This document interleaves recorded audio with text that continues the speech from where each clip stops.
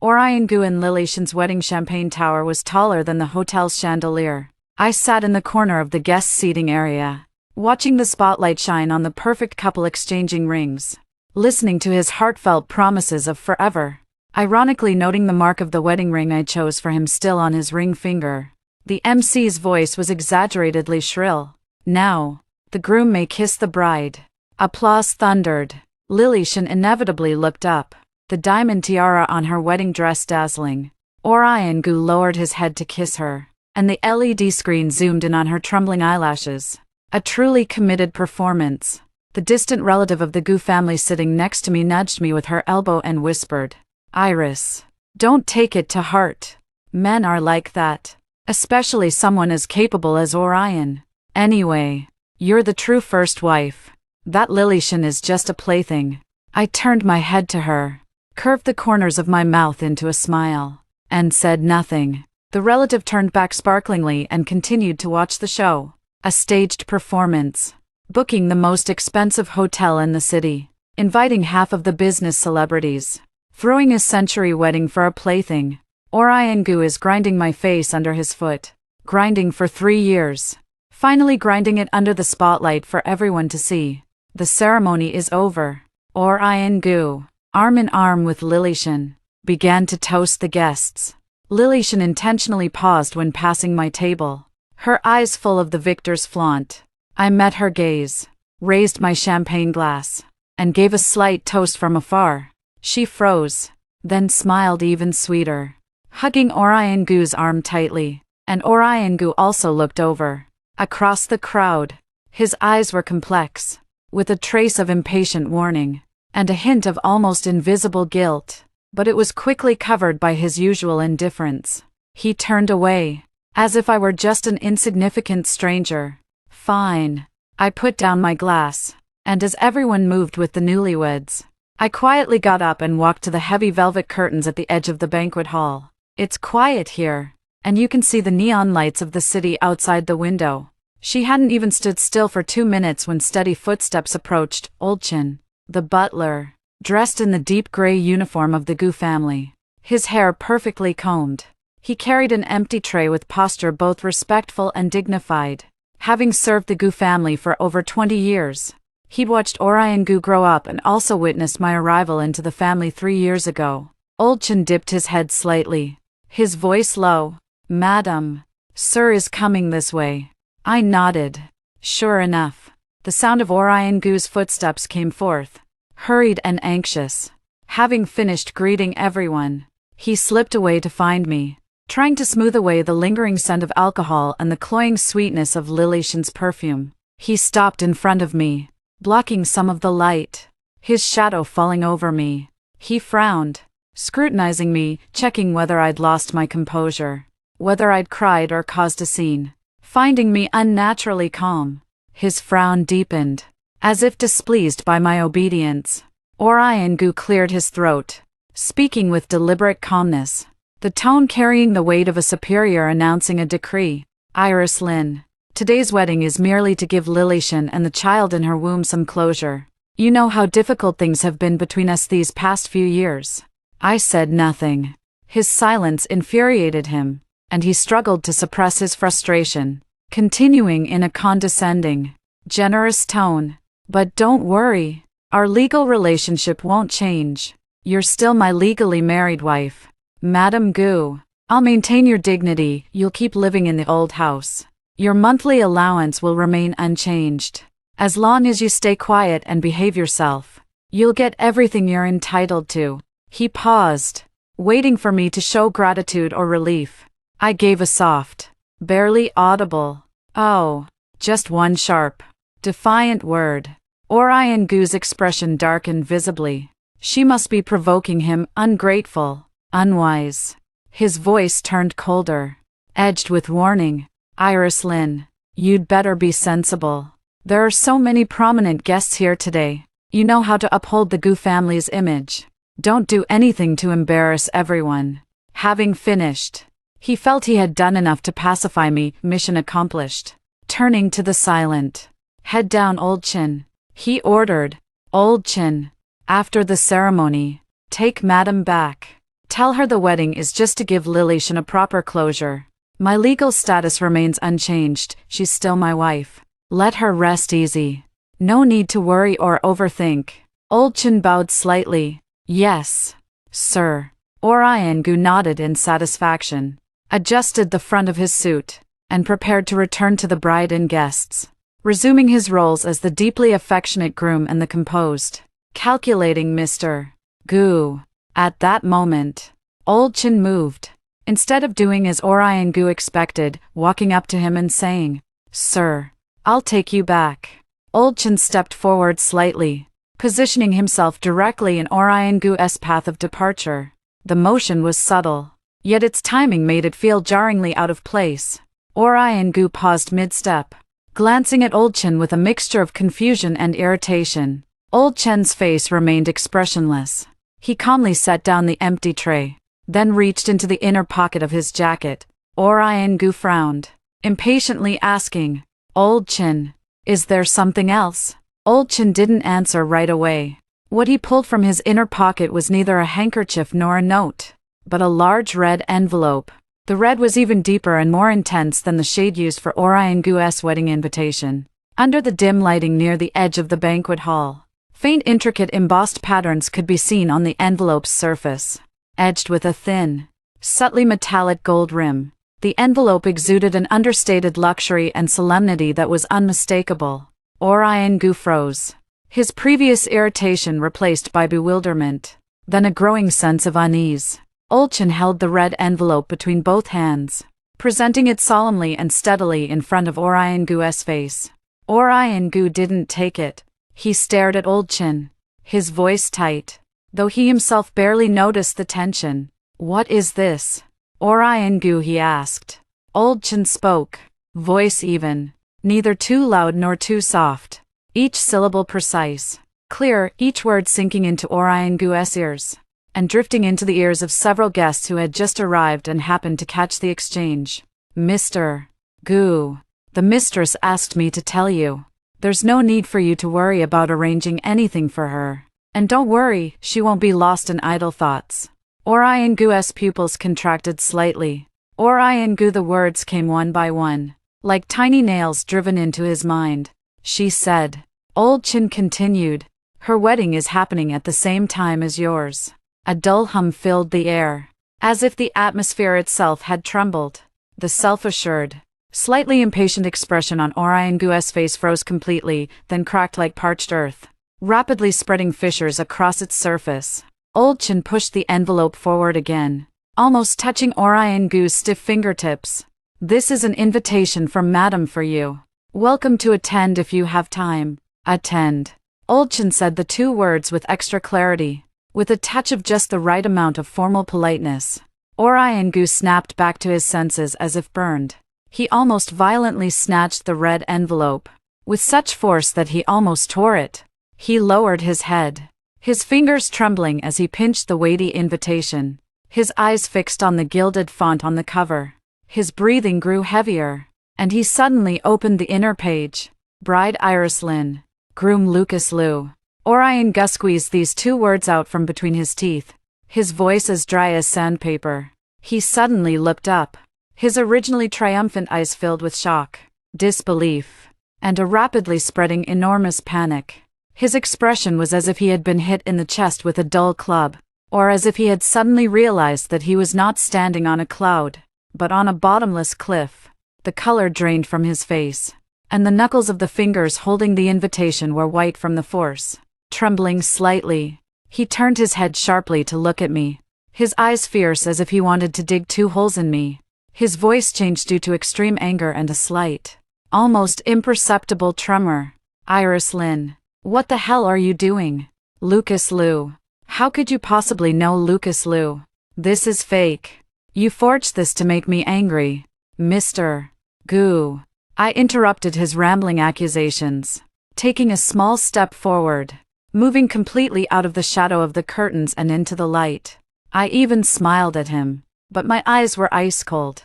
"The invitation is real. The wedding is real, it's happening right now. At the address written above. Just a 20-minute drive from here." I glance at my watch. My tone as casual as if discussing the weather. My ceremony should be just about starting. Mr. Gu, please continue with your work. Wishing you and Miss Chen a blissful wedding and a lifetime of happiness together. Having said that, I no longer look at his expressive face. I give a slight nod to Old Chin, who immediately steps aside to guide me. Madam, the car is waiting downstairs. Without the slightest hesitation, I turn and walk steadily in the opposite direction from the lively wedding of Orion Gu. Behind me, silence falls, then suddenly erupts into suppressed murmurs. I walk down the corridor. The click of my high heels echoes on the marble floor. Crisp and clear, each step like a countdown. The elevator doors open, and I step in, Old Chin following close behind. He presses the button for the underground garage. At the very moment the doors close, I hear the sharp crack of shattering glass, mixed with Lily Shen's high-pitched, sobbing scream from the ballroom. Orion, where are you going? Our wedding isn't over yet. The sound is muffled by the thick elevator doors. Cold air from the underground parking lot greets me. A black Rolls-Royce Phantom awaits quietly, and beside it stands a driver in a black suit, white gloves on his hands, who respectfully opens the rear door upon seeing me. Old Chin shields the roof of the car as he murmurs, Madam, everything is arranged as you instructed. Mr. Liu is ready, and media and guests have all arrived. I sit inside, the leather seat releasing a faint, cool fragrance.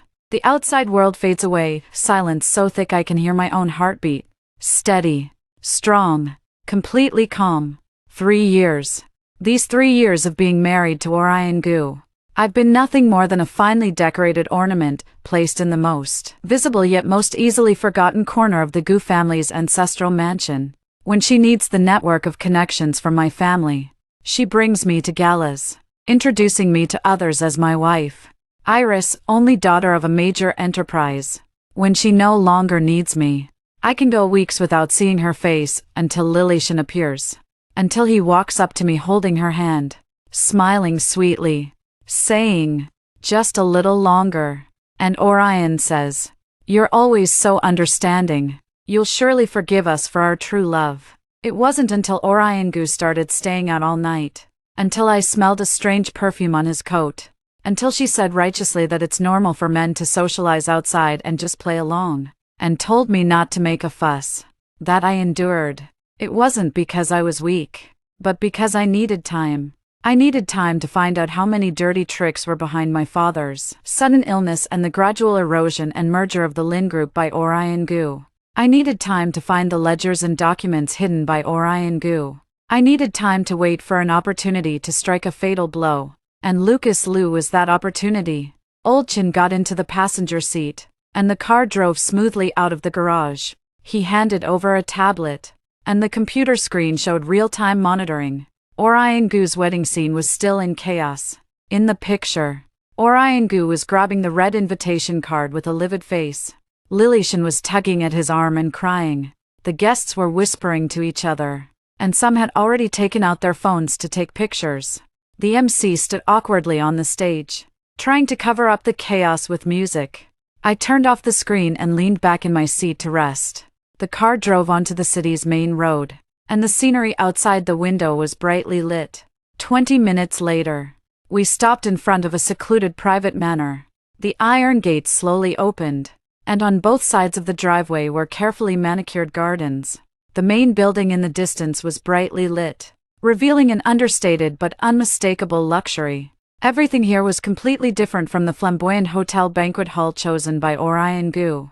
The car stopped in front of the main building. The door opened, and a pair of shiny handmade leather shoes came into view. I looked up. I met a pair of deep and calm eyes. Lucas Liu stood outside the car in a tailored black tuxedo, tall and straight. He reached out to me, his voice calm and without any waves, but with a certain rock-solid strength. He said, Miss Lin, the welcome ceremony is ready, just waiting for you. I looked at his outstretched hand for 3 seconds, and then I put my hand on it. His hand was warm and dry, and his grip was just right, firm and not frivolous. As I got out of the car, I caught a glimpse of the media cameras waiting not far away. The flashes quietly went on and off quickly. Everything was going according to plan. Lucas Liu slightly turned and gestured for me to take his arm. I did as he asked, my fingertips touching the delicate texture of his suit fabric. We walked towards the main building side by side, Olchin and several staff members in uniform quietly following a few steps behind. Lucas Liu looked straight ahead. His voice lowered so only the two of us could hear. Orion Gu is already in a panic. He's called 3 times trying to confirm my identity, but the secretary blocked him each time. He should be on his way here now. I smiled slightly. Let him come. What's a show without an audience? Lucas Liu glanced at me thoughtfully, a hint of imperceptible admiration in his eyes.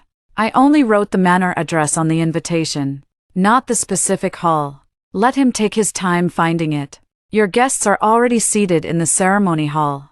All people you want to see. I nodded. Yes. People I want to see. My father's old friends. The former veterans of the Lin Corporation. And those partners who watched coldly or kicked us when we were down when Orion Gu was annexing Lin Corporation. I want them to see with their own eyes how I take back everything that belongs to me. Walking into the main building. In the high-ceilinged hall, crystal chandeliers cast a soft light, and the air has a faint fragrance of white camellias. There is no noisy music, no piled-up flowers. Everything is simple and solemn. A middle-aged lady wearing a cheongsam and with an elegant demeanor came up to greet us, nodding slightly to Lucas Liu. Sir, everything is ready. The lawyer and notary are waiting in the lounge next to the ceremony hall. Lucas Liu nodded, then turned to me. Before the ceremony starts, a few guests want to see you first. They say they are old friends of your father. My heart skipped a beat. Where? The study on the 2nd floor. Lucas Liu released my hand. Olchin will take you up. I'll wait for you here. He paused, adding, remember, from this moment on, you are no longer Mrs. Gu Iris Lin. You are the heir to the Lin Corporation, and my Lucas Liu fiancé. Stand up straight. You deserve it. I took a deep breath and looked into his deep eyes. Thank you. Lucas Liu shook his head slightly. Just each taking what we need. Go. I followed Olchin to the 2nd floor and pushed open the heavy solid wood door of the study. 3 elderly men with gray hair were sitting inside, and they stood up simultaneously when they saw me. I recognized the one in the middle as Uncle Joe, my father's most trusted partner during his lifetime. He was forced to retire and move abroad during the most difficult time before my father passed. Uncle Joe's eyes were slightly red, and his voice was a little choked. Iris, you really did it. Old Lin can rest in peace knowing this. I stepped forward and bowed deeply to them. Uncle Joe, Uncle Wang, Uncle Lee, thank you for coming today. I will definitely investigate the matter of that year and give an explanation to my father and everyone. Uncle Wang patted my shoulder. Child, the fact that you were able to get the Liu family to come forward says everything. Orion Gu, that kid. We were all deceived by him back then, thinking he was sincere to you and genuinely wanted to run the Lin Corporation well. I didn't expect. Uncle Lee sighed. We are all waiting to see this show today. Rest assured, although we old bones have retired, people still listen when we say something in the circle. The Lin Corporation will return to your hands sooner or later. We talked for about 10 minutes. When I went downstairs, my steps were more steady. Lucas Liu was still waiting in the same place. He glanced at me, didn't ask about the content of the conversation, just raised his hand and looked at his watch. It's almost time. Orion Gu's car just broke into the manor gate and was stopped by security in the front yard. I raised my eyebrows. So fast. Lucas Liu smiled noncommittally. He probably thought you were bluffing and wanted to rush over to expose you on the spot. What a pity. He doesn't know that from the moment that invitation was sent out, he had already lost. Let's go. Lucas Liu reached out his arm again. It's time to complete our ceremony. I took his arm and walked towards the ceremony hall. I pushed open the double-carved wooden doors. Inside were about 50 guests. Without any clamor, everyone was waiting quietly. When Lucas Liu and I walked in, all eyes gathered. With relief, curiosity, shock, and also guilt. I saw a few familiar faces in the crowd. Those directors who had made great contributions when Orion Gu took over the Lin Corporation. They were restless at this moment, and dared not look me in the eye. Very good. Lucas Liu and I walked to the small stage in front. There was no sentimental host, only a formally dressed old man, a highly respected retired judge in the industry, who came specifically to witness for us today. The old man smiled and spoke in a deep voice. Mr. Lucas Liu, MS. Iris Lin, you two are here today, witnessed by family and friends, to solemnly enter into a marriage contract. Do you do so willingly? Lucas Liu looked at me and said in a clear and firm voice, I do, meeting everyone's gaze. Word by word. The old man nodded and took out an exquisite contract. Please sign, he said. I and Lucas Liu signed our names on the contract. This contract is not just a marriage certificate. It includes a detailed property agreement, terms of cooperation, and arrangements for the disposition of matters related to Orion Gu and the Lin Group. After signing, we exchanged rings. Lucas Liu took my hand and slowly placed a simple yet dazzling diamond ring on my ring finger. The size was a perfect fit. I also placed a matching men's ring on his finger. The old man announced the milestone, and applause rang out, restrained and solemn. Just then, the door of the ceremony hall was suddenly pushed open with a bang. Orion Gu stood panting at the door, his suit disheveled, his tie askew, his eyes bloodshot. Behind him were security guards trying to stop him and a tearful Lilishan. All eyes in the room instantly focused on the door. Orion Gu's gaze locked onto me, then fell on the hands Lucas Liu and I were holding, and on the diamond ring on my ring finger. His chest heaved violently, and he roared in a hoarse voice, Iris Lin, explain to me what this means. I haven't divorced you yet. This is bigamy. It's against the law. The entire ceremony hall fell silent, and all the guests held their breath. I slowly turned around, faced the man who looked like he was going crazy, released Lucas Liu's hand, took 2 steps forward, and then I smiled. It was a cold and sharp smile that Orion Gu had never seen before. I spoke, my voice not loud, but clear enough to spread to every corner of the ceremony hall. Gu Ingchen, do you need me to remind you? 3 months ago, you asked me to sign a shareholding entrustment agreement under the guise of investment needs. The additional clause clearly stated in black and white, if our marriage breaks down due to your serious fault, all Lin family shares held in your name shall be unconditionally returned to me. Orion Gu's face instantly turned as pale as paper. I continued slowly, and today, the full video recording of your wedding with Lilishan has spread throughout the city. Isn't that considered a serious fault? Orion Gu turned whiter than freshly painted plaster, his eyes wide open as if seeing me for the first time, staring at me intensely. His lips trembled several times before he managed to utter, How do you know about that agreement? How do I know? I repeated his words, my voice clear and sharp in the silent ceremony hall. Do you really think I'm still the same person from 3 years ago? Someone who believes anything you say. Iris Lin. I took another step forward. My stilettos made no sound on the carpet, but I could sense every guest's breath had been held. Behind Orion, Lilishan pulled at his arm, shrieking, Orion, don't listen to him. That agreement was legal, signed voluntarily. He's just jealous, causing a scene on purpose. Miss Shin. I turned to face her, my tone calm enough to make her hesitate. Your wedding dress today is quite stunning. Veris Royal Haute Couture, isn't it? Orion Gu, you're asking if the money used for your purchase came from my account or was transferred from Lin's funds. Should I pull up the bank statements for you to see? Lilishan's face flushed crimson, then turned pale in an instant. I ignored him and turned back to Orion. You wanted to know how I met Lucas Liu, didn't you? Do you remember what my father said to you 1 week before our wedding? When he was lying in his hospital bed. Orion Gu's pupils suddenly contracted. I answered for him. Orion, I'm entrusting Iris and the Lin family to you. But if, God forbid, you ever betray her, someone else will take care of her for me. Back then, you thought my father was delirious, raving, didn't you? Orion swallowed hard. his Adam's apple bobbing up and down, sweat beading on his forehead. I continued. The someone else my father was referring to as grandfather Lou. Lucas Lou's grandfather.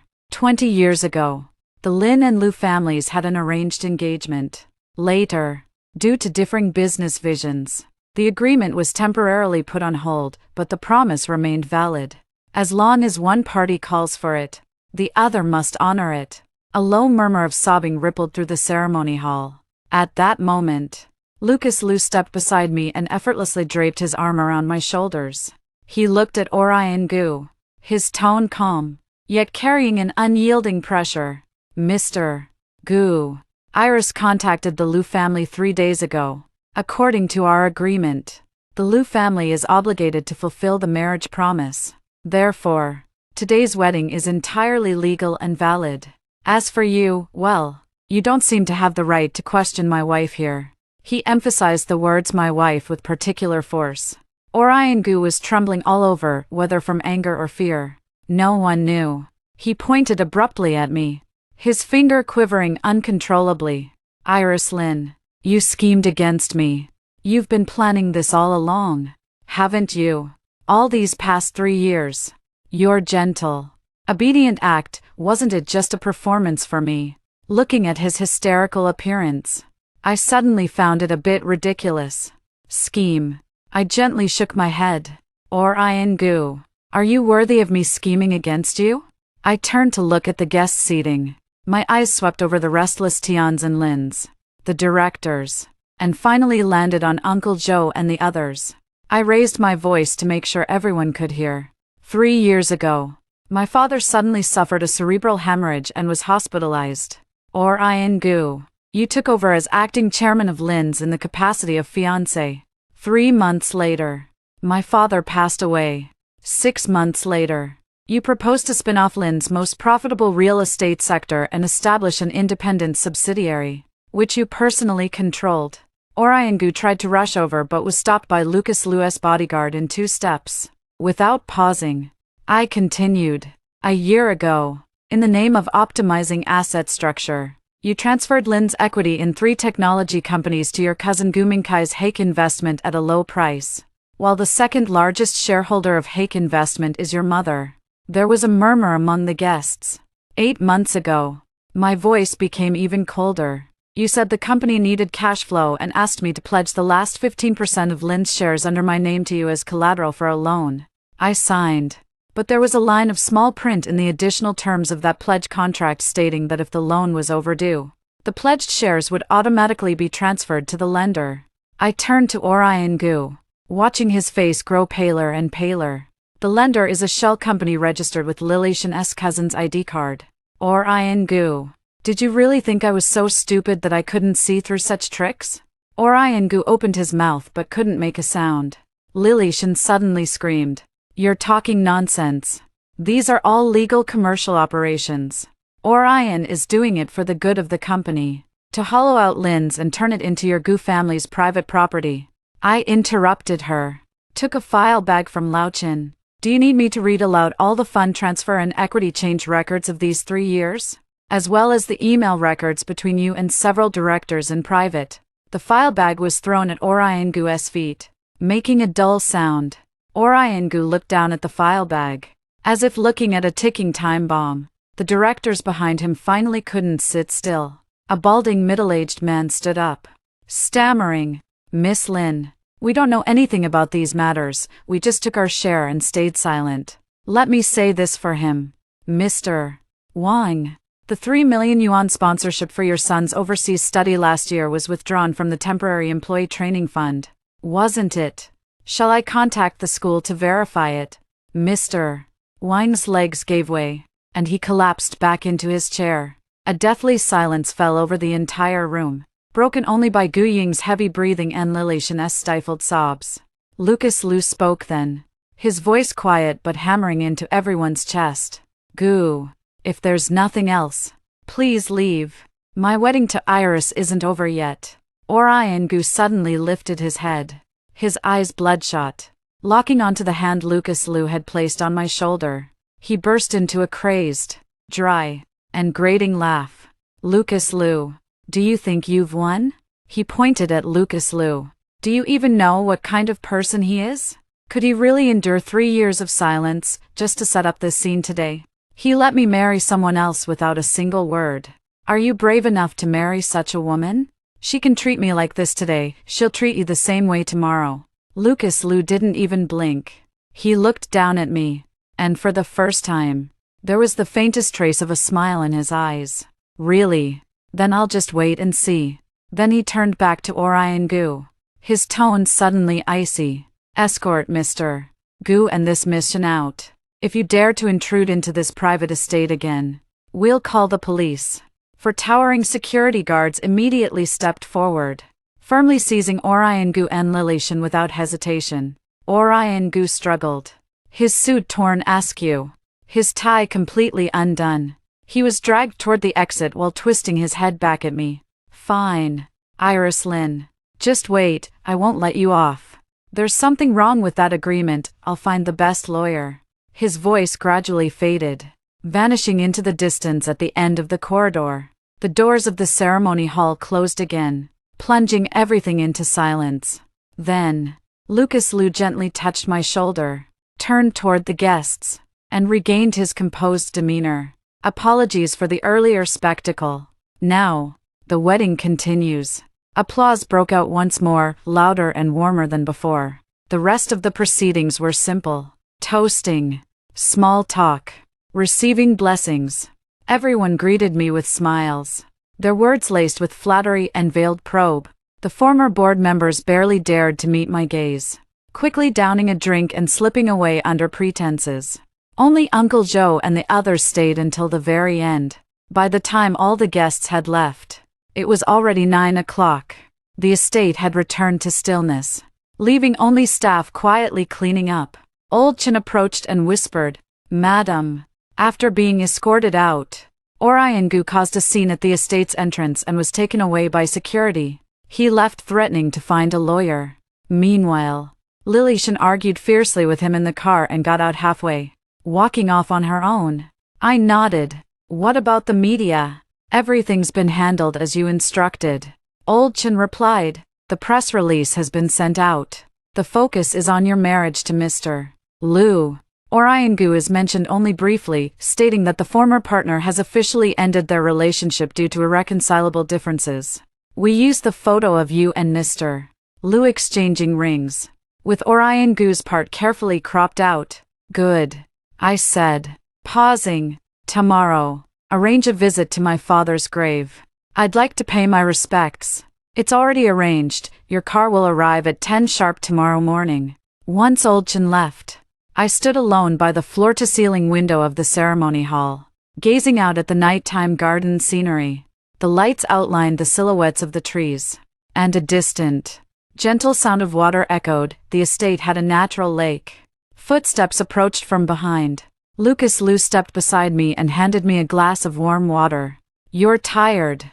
I took the glass and shook my head. Not really. Thank you. Today, we both got what we wanted. He repeated what he'd said that morning, but his voice was softer this time. Still, your performance was far more impressive than I imagined. What did you think I pictured you as? I turned to look at him, a helpless woman tormented by her husband for 3 years, needing the Liu family to help reclaim what was rightfully yours. He nodded frankly. In truth, the Liu family simply gave you a stage. Even without me, sooner or later, you'd have found another way to settle things with Orion Gu. I took a sip of water, saying nothing to deny it. Lucas Liu was silent for a moment, then suddenly asked, when did you discover the trap in that equity holding agreement? The night I signed it, I said.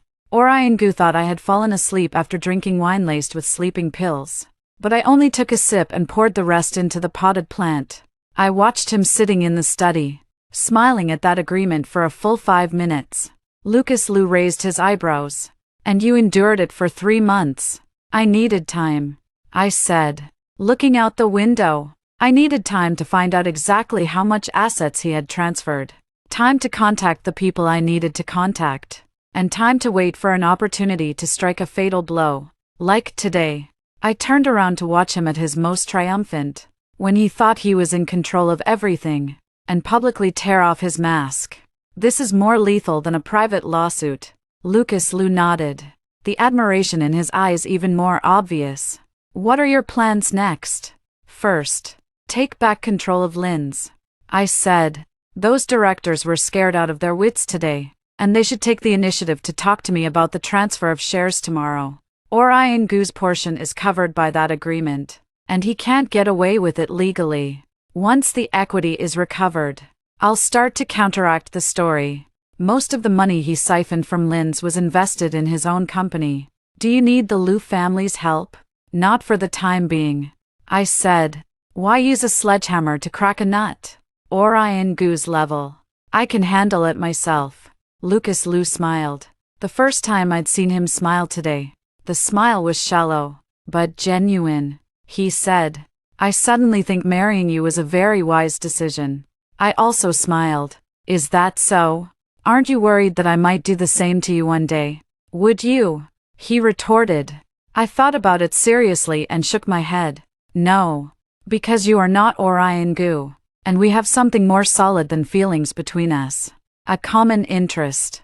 Lucas Liu looked at me deeply and didn't continue the topic. He took out a room card from his suit pocket and handed it to me.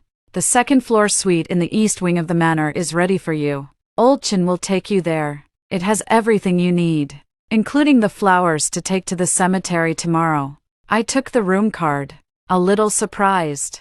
You don't live here. I live in the West Wing, Lucas Liu said. It's written in the prenuptial agreement that we don't interfere in each other's private lives.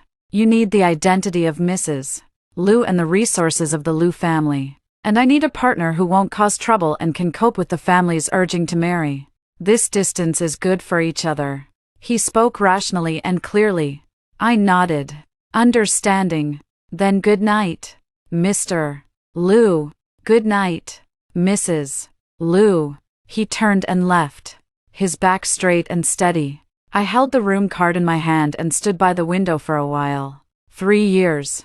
From my father's sudden collapse to being forced to marry Gu Yingchen, and then watching her gradually erode my father's life's work. Every sleepless night. Every time I heard him talking to Lily Sheen on the phone, pretending to be indifferent. Every time I signed, suppressing the nausea in my throat. It's all over. Not just starting. Orion Gu thought today was the end. How naive. This is just the first act. I took out my phone. The screen still on the monitoring screen interface. Orion Gu's wedding scene was a mess. Most of the guests had left. The champagne tower was down, and the flowers were trampled. Lily Shen's haute couture wedding dress was stained with a large patch of wine. I took a screenshot, sent it to a number, and added a sentence. The first step can be started tomorrow. I received a reply almost immediately. Received. Director Lin. I haven't heard that title in 3 years. I put away my phone, took one last look at the night outside the window, and turned to walk towards the door. Old Chen was waiting outside the door. Seeing me come out, he respectfully led the way.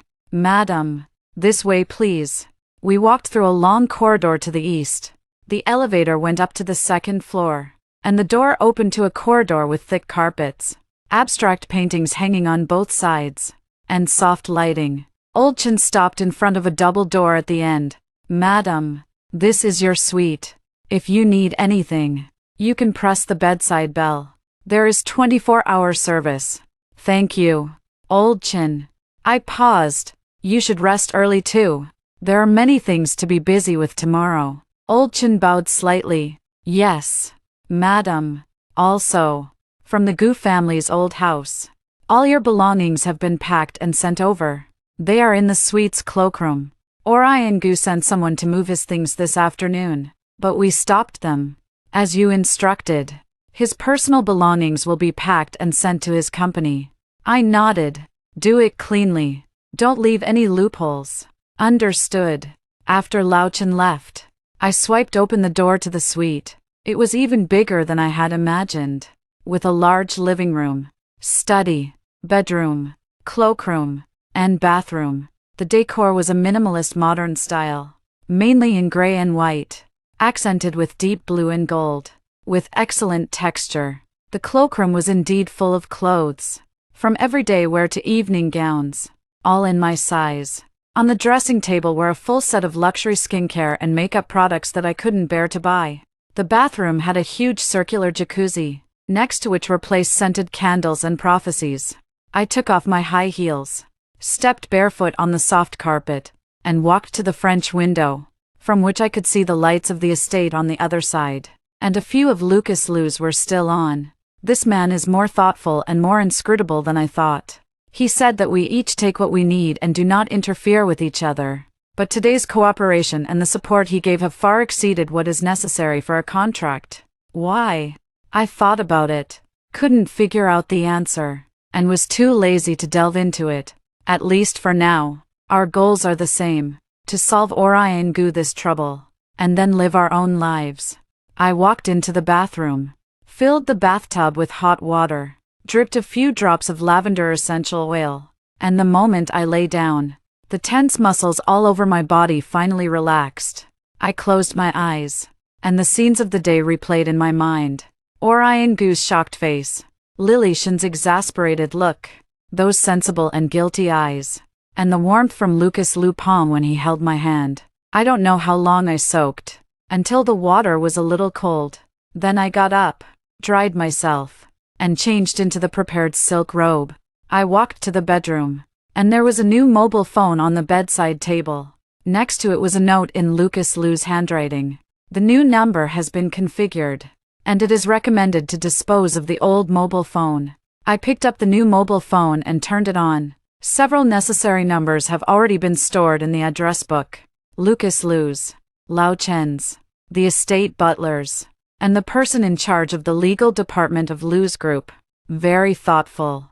I took the old mobile phone out of my bag, took out the SIM card and broke it, and then restored the mobile phone to the factory settings. After doing all this, I threw it into the innermost part of the drawer.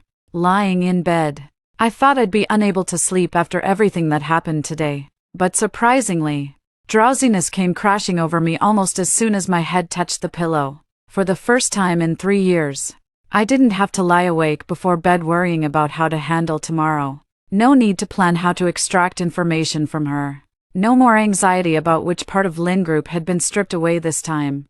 I slept soundly, without a dream. At 7 o'clock the next morning, my biological clock woke me up on time. I pulled back the curtain. The sun was shining brilliantly. In the garden below, the groundskeeper was already trimming the hedges.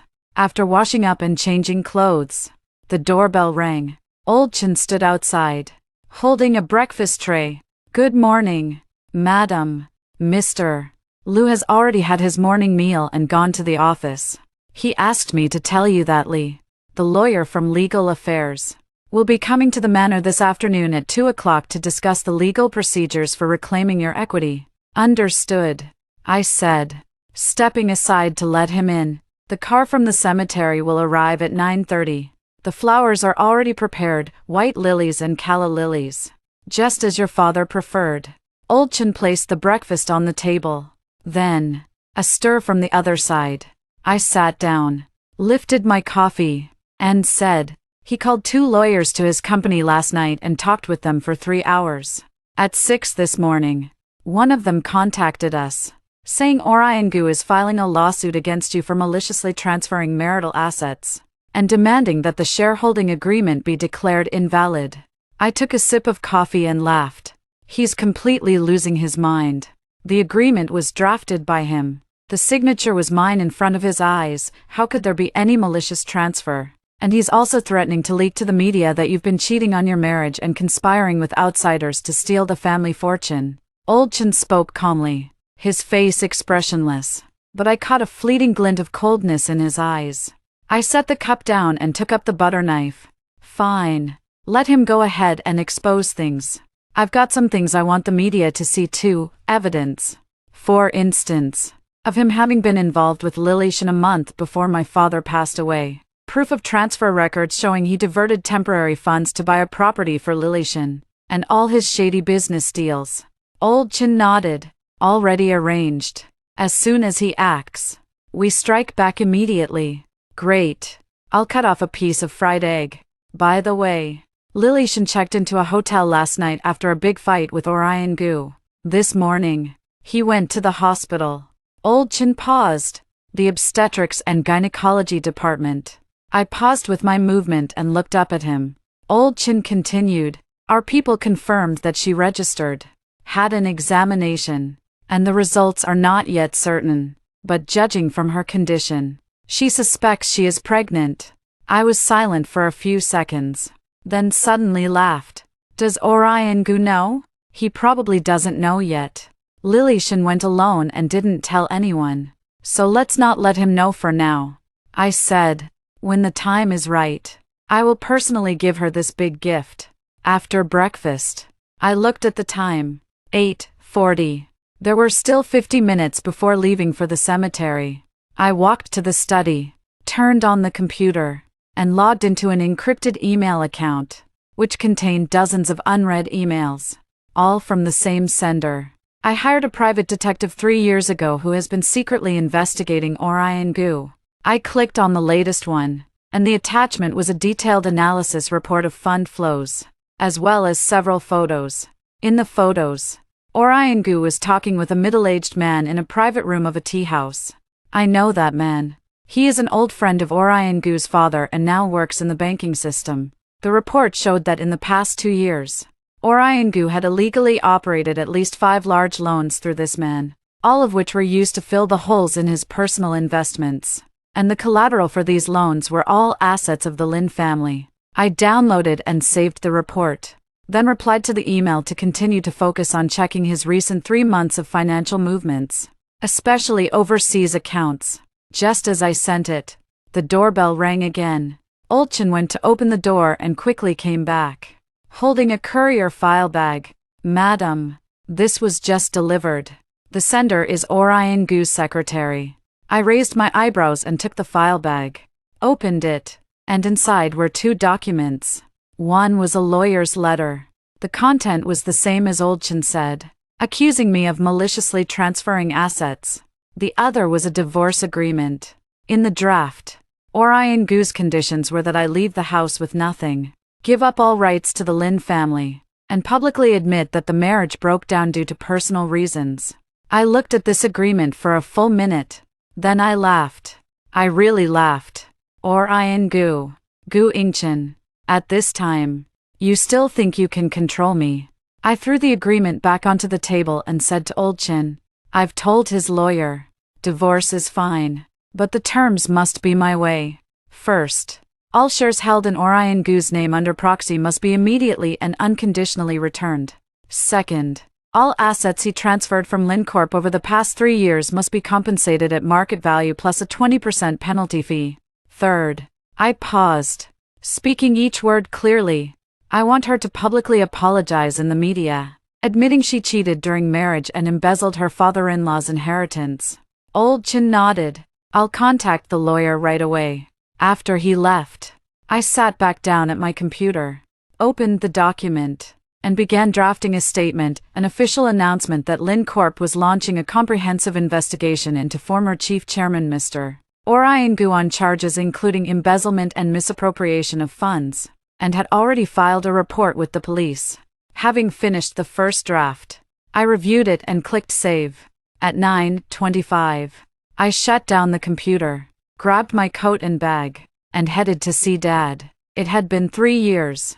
At last, I could stand proudly in front of his tomb and tell him, daughter hasn't disgraced you. I'll take everything back, inch by inch, and what Orion Gu owes us, I'll make him pay back in full, with interest, every cent. The cemetery was quiet. I stood in front of my father's tombstone. In the photo, he still looked vibrant, that familiar gentle smile on his lips, unlike the final months of his life, ravaged by illness and the calculated cruelty of certain people. I placed the white chrysanthemums and lilies down, then gently brushed my fingers across the cool stone. Dad, I came to see you. The wind passed through the pines and cypresses, rustling softly, like a sigh, like an answer.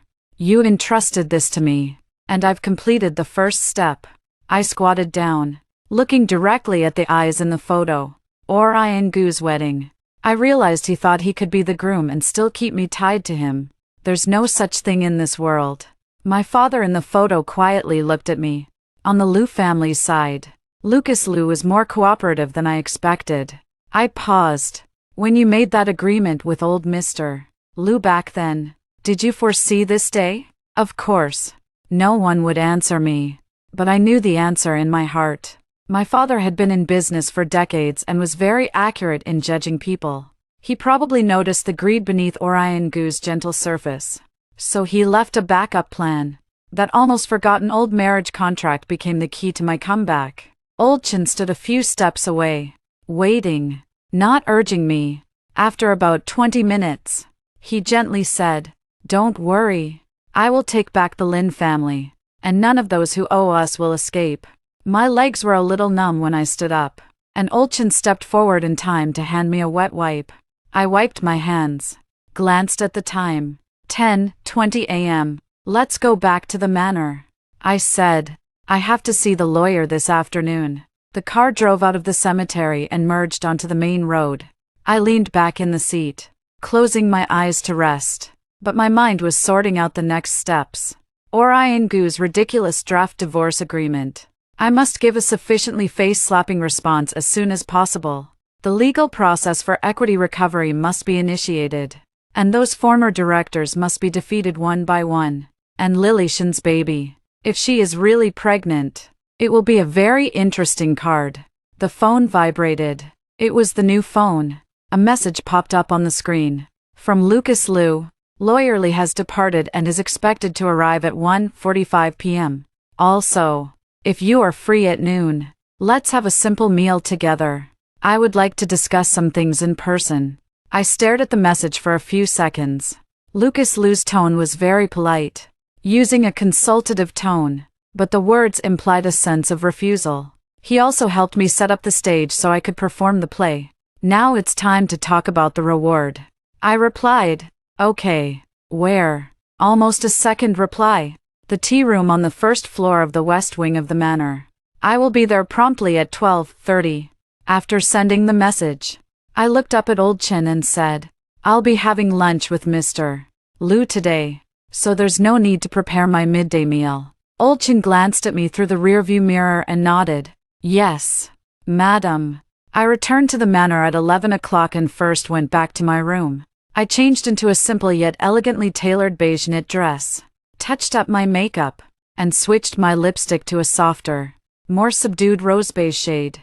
Since this was a serious matter, I needed to project composure, but not so much that it appeared forced or overly accommodating. At 12:25, I stepped out of the east wing, walked across the glass skybridge connecting the two buildings, its transparent sides offering a view down into the lush indoor courtyard below, the foliage dense and vibrant. The interior style at the residence differed somewhat from the east wing, leaning more toward classical Chinese aesthetics, dark wood framing, inkwash paintings adorning the walls, and a faint scent of sandalwood drifting through the air. A young maid in a cheap house stood waiting at the entrance. Bowing slightly, "Madam, sir is already waiting in the tea room. Please follow me." She led me through the living room and stopped in front of a carved wooden door, which she opened gently. The tea room was small but beautifully appointed, with a red sandalwood wood tea table positioned by the window.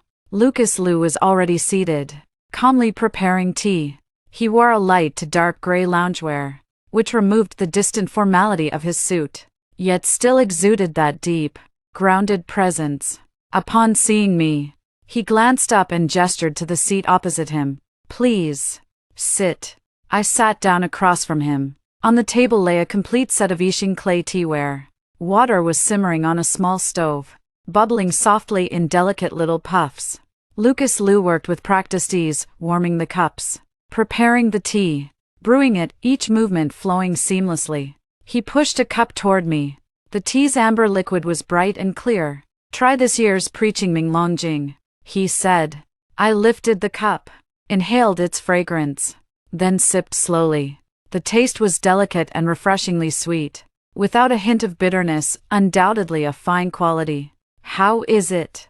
Lucas Liu asked. "Excellent," I replied. setting the cup down.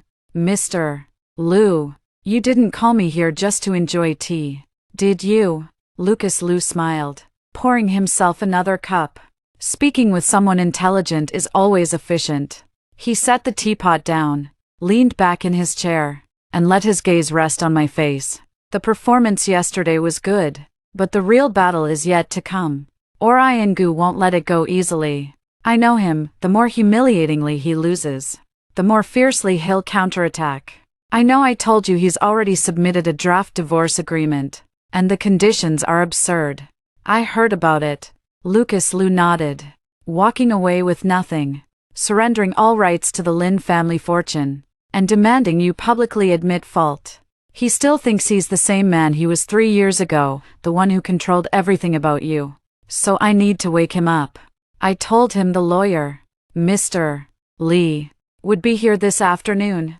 I'll have him draft a rebuttal statement, while simultaneously filing a criminal complaint against Orion Gu for alleged embezzlement of corporate assets. Lucas Liu lifted his teacup and gave it a gentle shake. It's not enough. I looked at him. The criminal complaint process will be long, evidence hard to gather, and Orion Gu will no doubt use all his connections to obstruct it. Lucas Liu said, by the time he's actually convicted, it might take 1 or 2 years. In that time, he'll have time to transfer all remaining assets clean and create endless trouble for you. So your suggestion is to take a two-pronged approach. Lucas Liu put down his teacup and tapped the table lightly with his fingers. The legal process must go forward, but we also need to fight the battle in public opinion and the market. Orion Gu cares most about what? His image. His status. That story company he built with such effort, that's where we strike. I thought for a moment. You mean I've already put the word out to the media? There will be the first in-depth report today in the afternoon about an entrepreneur's suspected infidelity during marriage and alleged embezzlement of his father-in-law's inheritance. Lucas Liu spoke calmly, as if mentioning something trivial. It won't name names directly, but everyone in the industry will know exactly who it's about. Over the next week, there will be 3 to 4 follow-up reports, exposing him from different angles. My heart skipped a beat. Isn't this too harsh? Lucas Liu took up the thread, his gaze deep and piercing. Iris Lin, showing mercy to an enemy is cruelty toward yourself. You've been holding back for 3 years, wasn't it, for this moment? If you're going to strike, you must deliver a knockout blow, no chance for him to catch his breath. I was silent for a few seconds, then nodded. You're right. What about the commercial station? The biggest project the story has right now is the land in the east of the city. Right. Lucas Liu said. They invested nearly 200 million in the early stage, of which 80 million was misappropriated from the Lin family. Now the project is stuck in the planning approval stage, and a key document needs to be approved by the Housing and Construction Bureau. I immediately understood. You can block this document. Lucas Liu shook his head. But I know people who can block this document. And Orion Gu secretly sent a lot of things to smooth the relationship. And these are all evidence. I gasped. Lucas Liu's methods are no longer simple business competition. He is going to send Guing directly in. You think I'm too ruthless? Lucas Liu seemed to see through my thoughts. You have to think clearly. If you lose today, will Orion Gu show you any mercy? He even wants to swallow all the property your father left behind, and trample on your last bit of dignity. It's useless to talk about morality with this kind of person. He was right. I thought of my father's unwilling eyes before his death, of Orion Gu's impatient expression every time he perfunctorily dealt with me in the past 3 years, of the smug look on his face when he put his arms around Lilishan and said that he was the one who understood me. My heart hardened little by little. I understood and said, then do as you say. But why are you helping me so much? There is only a contract between us. Lucas Liu didn't answer immediately. He poured more tea and drank it slowly, as if he was considering his words. After a long while, he spoke. 2 reasons. First, the Liu family promised that since my grandfather and your father made an agreement, the Liu family must fulfill it. And helping you is also maintaining the Liu family's credibility. What about the second? Second. Lucas Liu looked up, his eyes sharp. I have been displeased with Orion Gu for a long time. A man who relies on women to get to the top and lives off his wife's inheritance, but always puts on the posture of a successful entrepreneur, is disgusting to look at. This reason was so straightforward that I was stunned for a moment. Lucas Liu continued speaking. And it would also benefit the Liu family if we helped you reclaim Lin Corp. Lin Corp may have been drained substantially, but its foundation remains strong, its brand and distribution channels still hold value. Once I clean up Orion Gu's mess, I can inject capital and take a stake, integrating Lin Corp into the Liu family's business empire. Of course, that's all in the future and will follow market rules. No way will you be at a disadvantage. He spoke candidly, laying all interests on the table. Strangely, I felt relieved, compared to vague goodwill. A clear exchange of interests is far more reassuring.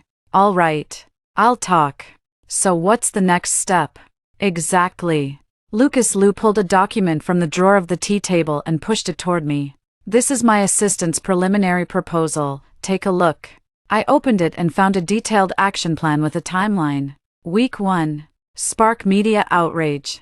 Fully exposing Orion Gu's infidelity and illicit asset transfers. Week 2. Initiate legal proceedings while simultaneously reporting suspected violations to banks, tax authorities, and other regulatory bodies. Week 3. Reach out to current Lin Corp shareholders, acquire scattered shares, and secure a board seat. Week 4. During the company's most critical cash crunch, use a third-party entity to acquire its high-quality assets at a discount. Every move is tightly interlinked, with a clear objective: crush Orion Gu and reclaim temporary control. After reading, I closed the file. It was thorough, but I have one question. These operations require massive capital and strong connections. I looked at Lucas Liu. Is the Liu family really willing to invest so much just because of our engagement contract? Or is it simply because you can't stand Orion Gu? Lucas Liu smiled, this time, with a hint of amusement. Iris Lin, you're even more cautious than I imagined. He paused, leaning forward, lowering his voice. If I said I was attracted to you, would you believe me? My heart skipped a beat. But in the next instant, Lucas Liu returned to his usual composed expression.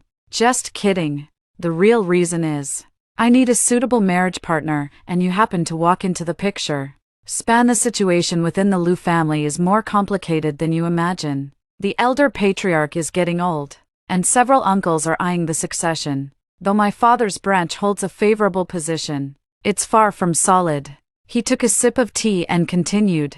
A stable marriage can shut many mouths. Your status as heir apparent may have been temporarily weakened, but your father still commands respect and influence in the circle. More importantly, you're smart enough and ruthless enough to know when to hold back and when to strike. Such a partner is far more valuable than those debutantes who only know how to shop and sip tea. That makes sense. I nodded. So this is a mutually beneficial partnership, correct? /span, Lucas Liu said. But since this is a collaboration, there must be sincere intentions. I'll help you resolve it. Orion Gu regain control of the Lin family, and during the times I need you, play the role of Mrs.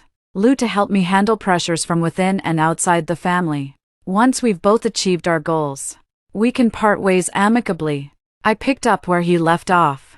Lucas Liu looked at me, and for a brief moment, an emotion I couldn't decipher flashed in his eyes, but it vanished just as quickly. He nodded. Fine.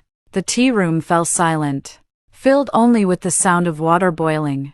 After a while, Lucas Liu added, this afternoon, Attorney Lee will come over. Besides discussing the share buyback, he'll also bring a formal prenuptial agreement. It will outline our rights and obligations, how assets will be divided, and the cooperation period. How long is the term? Lucas Liu said. 3 years.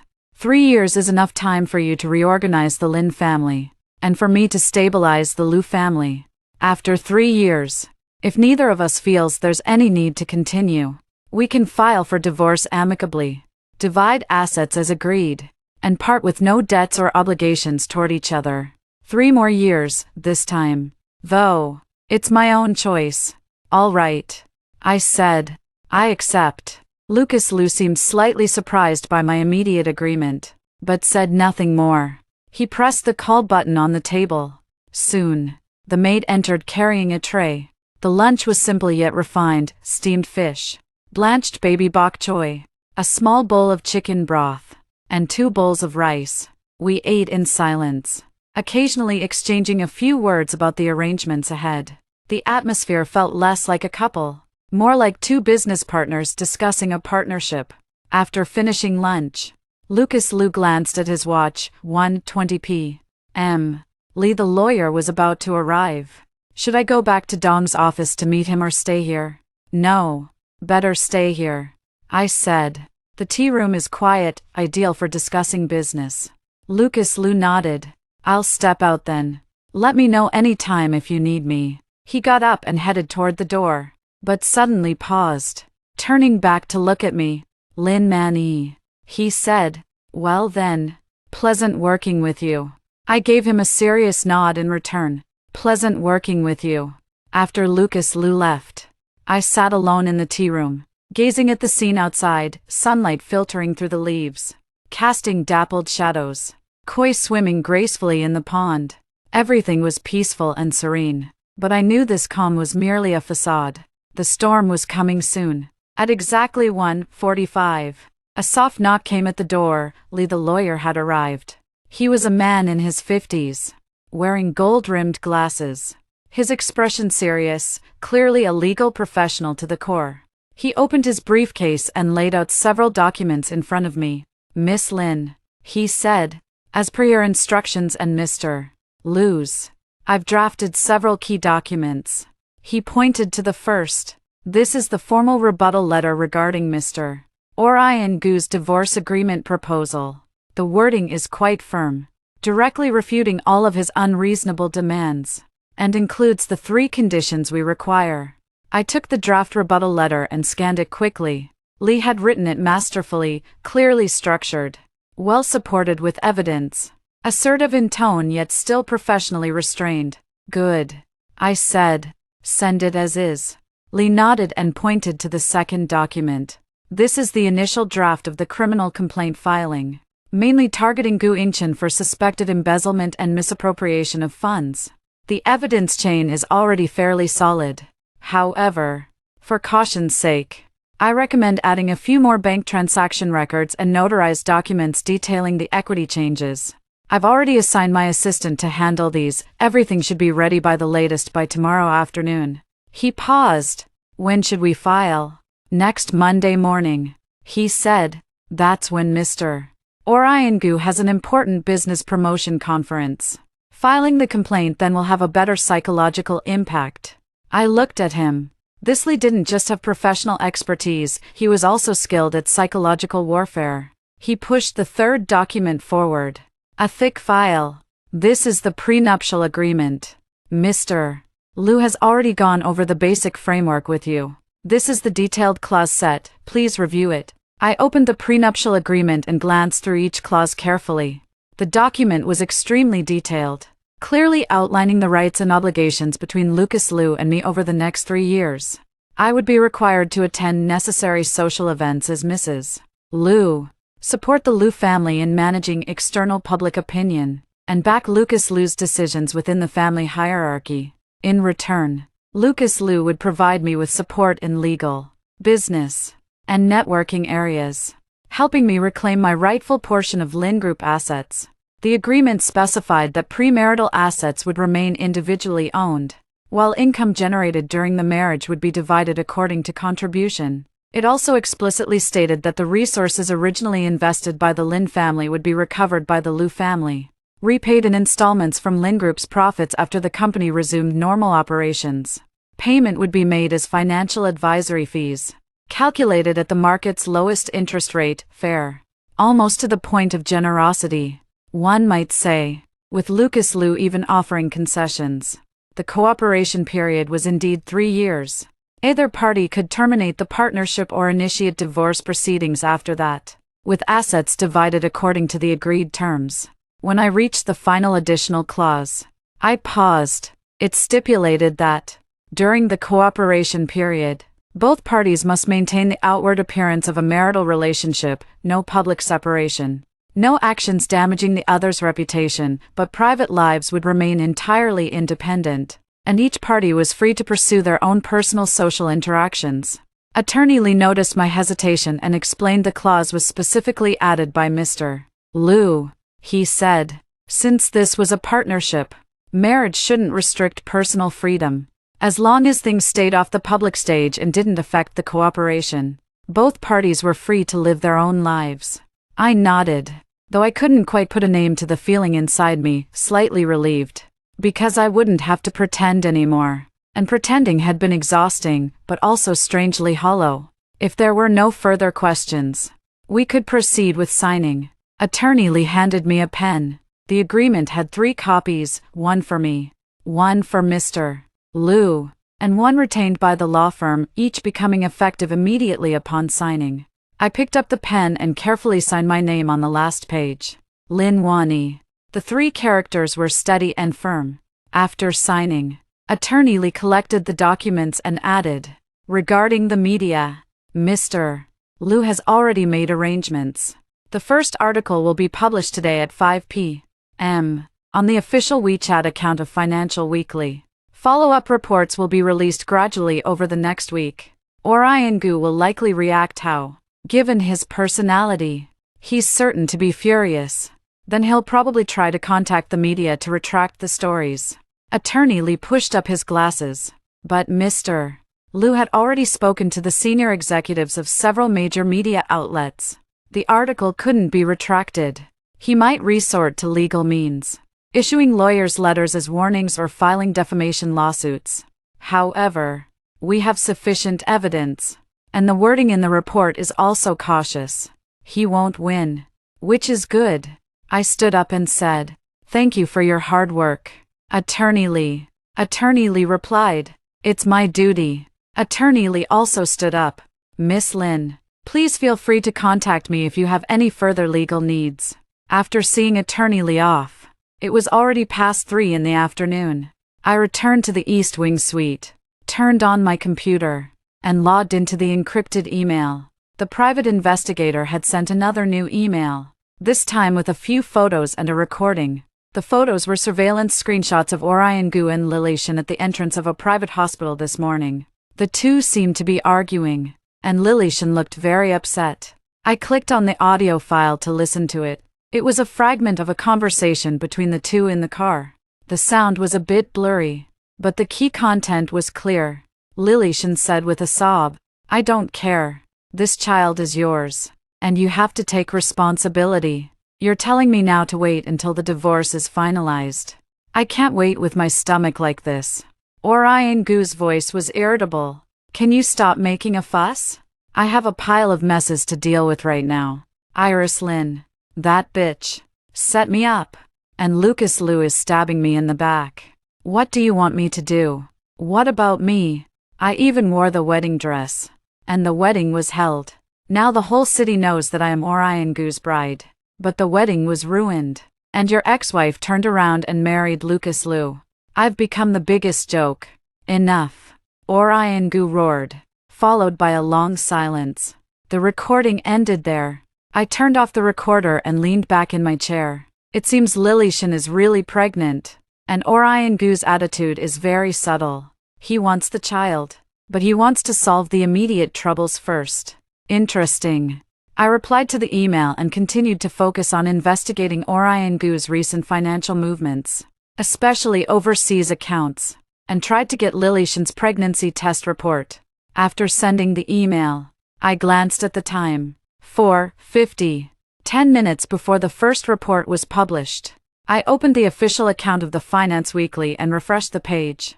At exactly 5 o'clock, an article titled, Entrepreneur's Marital Crisis. Is it a breakup of affection or a capital calculation? Was pushed on time. The article did not name names, but used the code names of Entrepreneur C, ex-wife Zhang, and Mistress Na, and dug up Orion Gu's operations over the past 3 years. How did he gradually take control of the company while his father-in-law was seriously ill? How did he have an affair during the marriage and hold a public wedding? How did he transfer the joint property of the couple? And how did he achieve a counterattack by marrying into a top wealthy family in a desperate situation in the early stage? It was written very well, exposing explosive news and leaving room for maneuver. But insiders knew who it was at a glance. The article received over 100,000 views in less than 5 minutes after it was published. And the comment section was quickly exploded. Damn. This is Orion Gu. His eating habits are too ugly. The original wife is awesome. She directly married Lucas Liu.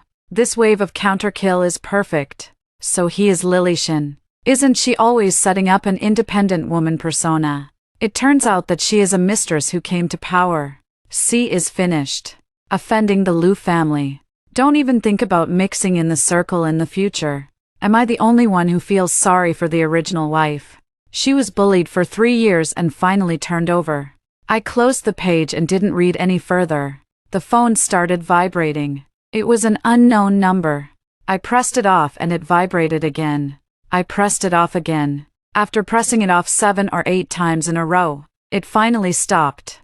Orion Gu must be furious now. Around 6 o'clock, Olchin came to knock on the door, saying dinner was ready. Mr. Liu asked if I'd like to join him for dinner with the lizard. Olchin replied he could bring the meal over if I didn't want to go. After thinking it over, I decided to go. There were matters I needed to discuss in person. Dinner was served in the small dining room on the west wing. The dishes were slightly more abundant than lunch, though still light and simple. Lucas Liu was already there, dressed in a deep blue house robe that made him look much more relaxed than during the day. I glanced at him and sat down across from him. He seemed to be in good spirits. Orion Gu had called me 3 times. I didn't answer. Lucas Liu said he probably wanted to negotiate or threaten me, but it didn't matter, his time was running out. We ate in silence for a while. Then Lucas Liu suddenly said, "There's a charity gala tomorrow night. The Liu family is one of the organizers. You'll come with me." My chopsticks paused midair. Was I really being introduced so soon? Now that the engagement was public, appearing together was inevitable. Lucas Liu looked at me. "Why aren't you prepared?" I shook my head, not because I wasn't ready, but because I hadn't expected it so soon. But showing up early has its benefits. Lucas Liu added, "It'll solidify your status as Madame Liu. It'll make clear to everyone still watching exactly where things stand. Orion Gu will feel even worse, seeing you standing by my side. She'll find it more painful than if she'd been killed." He said this with a calm tone, but his eyes carried a hint of coldness. I nodded. "Okay. I'll go. What should I prepare?" "A gown will be sent over, should fit properly.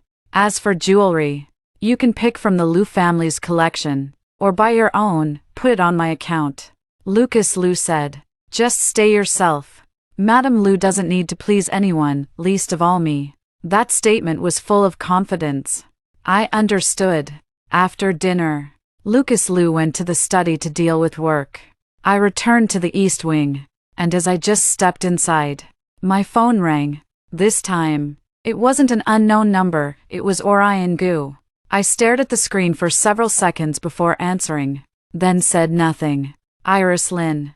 Orion Gu's voice was hoarse and furious, like it was forced out through clenched teeth. "What the hell do you want?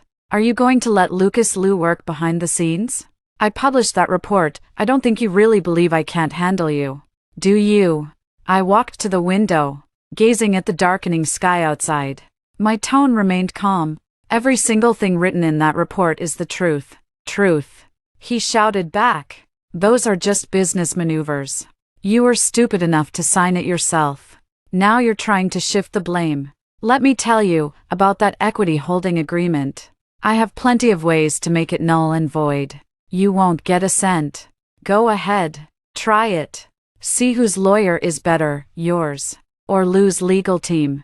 On the other end of the line came the sound of something breaking, and then heavy, labored breathing from Gu Yingchen.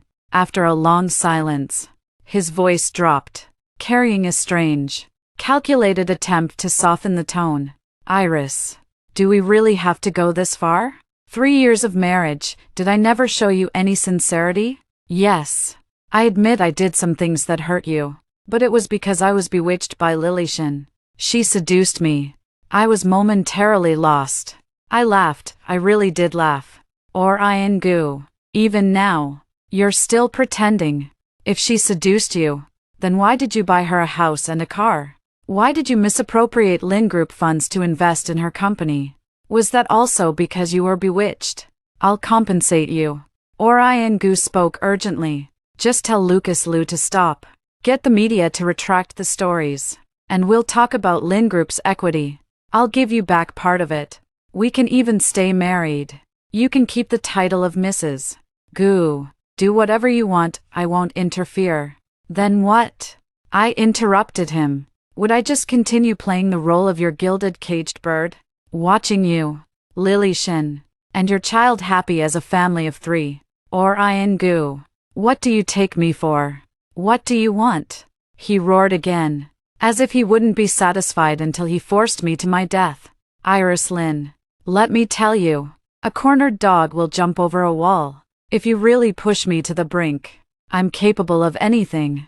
I raised my eyebrows. Like what? Like what you did to my dad 3 years ago. Slip me some drugs to make me fall ill unexpectedly. Or hire some thugs to cause a car accident. The other end of the phone went abruptly silent. Even the sound of breathing stopped. After a full 10 seconds, Orion Gu's voice finally returned. This time with a chilling tremor I had never heard before. What did you say about slipping drugs? What car accident? Iris Lin. Are you crazy? How can you say such things? Whether I'm talking nonsense or not. You know it in your heart. My tone turned cold. Orion Gu. 3 years ago, my dad suddenly had a cerebral hemorrhage. The attending physician was introduced by you, and the case files you bought from abroad through someone were personally received by you. Do you really think I don't know anything? His voice trembled violently. You're talking nonsense. Do you have any evidence? Evidence. I chuckled. If I had concrete evidence, you'd already be in a detention center. Would you still be on the phone with me here? Of course. This was to probe his involvement in my father's matter. I did have suspicions, but I never found irrefutable evidence. The private investigator investigated for 3 years and only found some clues. Not enough for a conviction, but Orion Gu's reaction made the suspicion in my heart grow stronger. Lily Shin. His voice lowered, with an almost pleading tone. Can we stop fighting? Let the past be the past. I promise I won't mistreat you again. The temporary position, I can return it to you. Orion Gu. I interrupted him. The beginning of us was you acting, and I trusted you. Do you think I would trust you a second time? Having said that, I hung up the phone and blacklisted his number. The world was quiet again. I stood by the window, looking at my reflection in the glass, my face a little pale, but my eyes steady. That phone call, though disgusting, confirmed one thing for me. Orion Gu was panicking. Not only panicking but also afraid. He was afraid that I would really find out the truth about what happened 3 years ago. What does this mean? It means that my father's death is likely related to him. I clenched my phone, my nails digging into my palm. If that's the case, Orion Gu, you're not just going to be ruined. You're going to pay with your life. At 9 o'clock in the evening, Old Chin knocked on the door, bringing a huge dress box. Madam, this was sent by Mr. Liu. He said it's for the gala tomorrow night. These are the matching jewelry. Please take a look. I opened the box, and inside was a champagne-colored, off-the-shoulder long dress. The fabric was a pearl shimmering silk, and the style was simple and elegant. It was obviously haute couture. The jewelry was appropriate. A set of diamond jewelry, necklace, earring, and bracelet with exquisite designs. The main diamonds were of moderate size, not too ostentatious but enough to show status. Thank you for me, Mr. Liu, I said. Old Chin nodded and said, Mr. Liu also said that the styling team will come over at 3 o'clock tomorrow afternoon to do your hair and makeup. The gala starts at 7, and we'll leave at 6:30. Got it. After Old Chin left, I hung up the dress, looking at the beautiful gown. But I felt nothing in my heart. Tomorrow's gala will be another show, but I must play this role well because, from now on, every time someone acknowledges me as Mrs. Liu, Orion Gu will feel a bit more uncomfortable. There will be one less obstacle on my way to reclaiming the Lin family. My phone vibrated again. This time it was an email from the private investigator. Opening it, there was only a short sentence. Have obtained the electronic version of the pregnancy test report after verification. Confirmation of 6 weeks pregnant. Report has been sent to your email attachment. I downloaded the attachment and opened it. It was indeed Lily Shen's name. 6 weeks pregnant. And the fetal development was normal.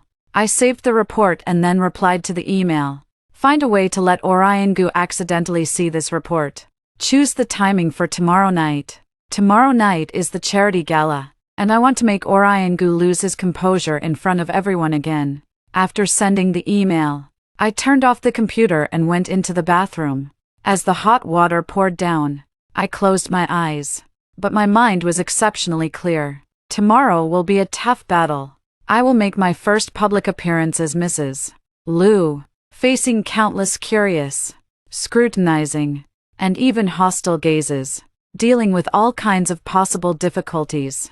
More importantly, I have to play this loving couple act well in front of Orion Gu, without showing weakness or making mistakes. Because from now on, every step is about victory or defeat. It was almost 11 o'clock when I came out of the shower. I lay in bed with no sleepiness, so I got up and walked to the study, opening the photo album my father left behind. Most of the album was old photos.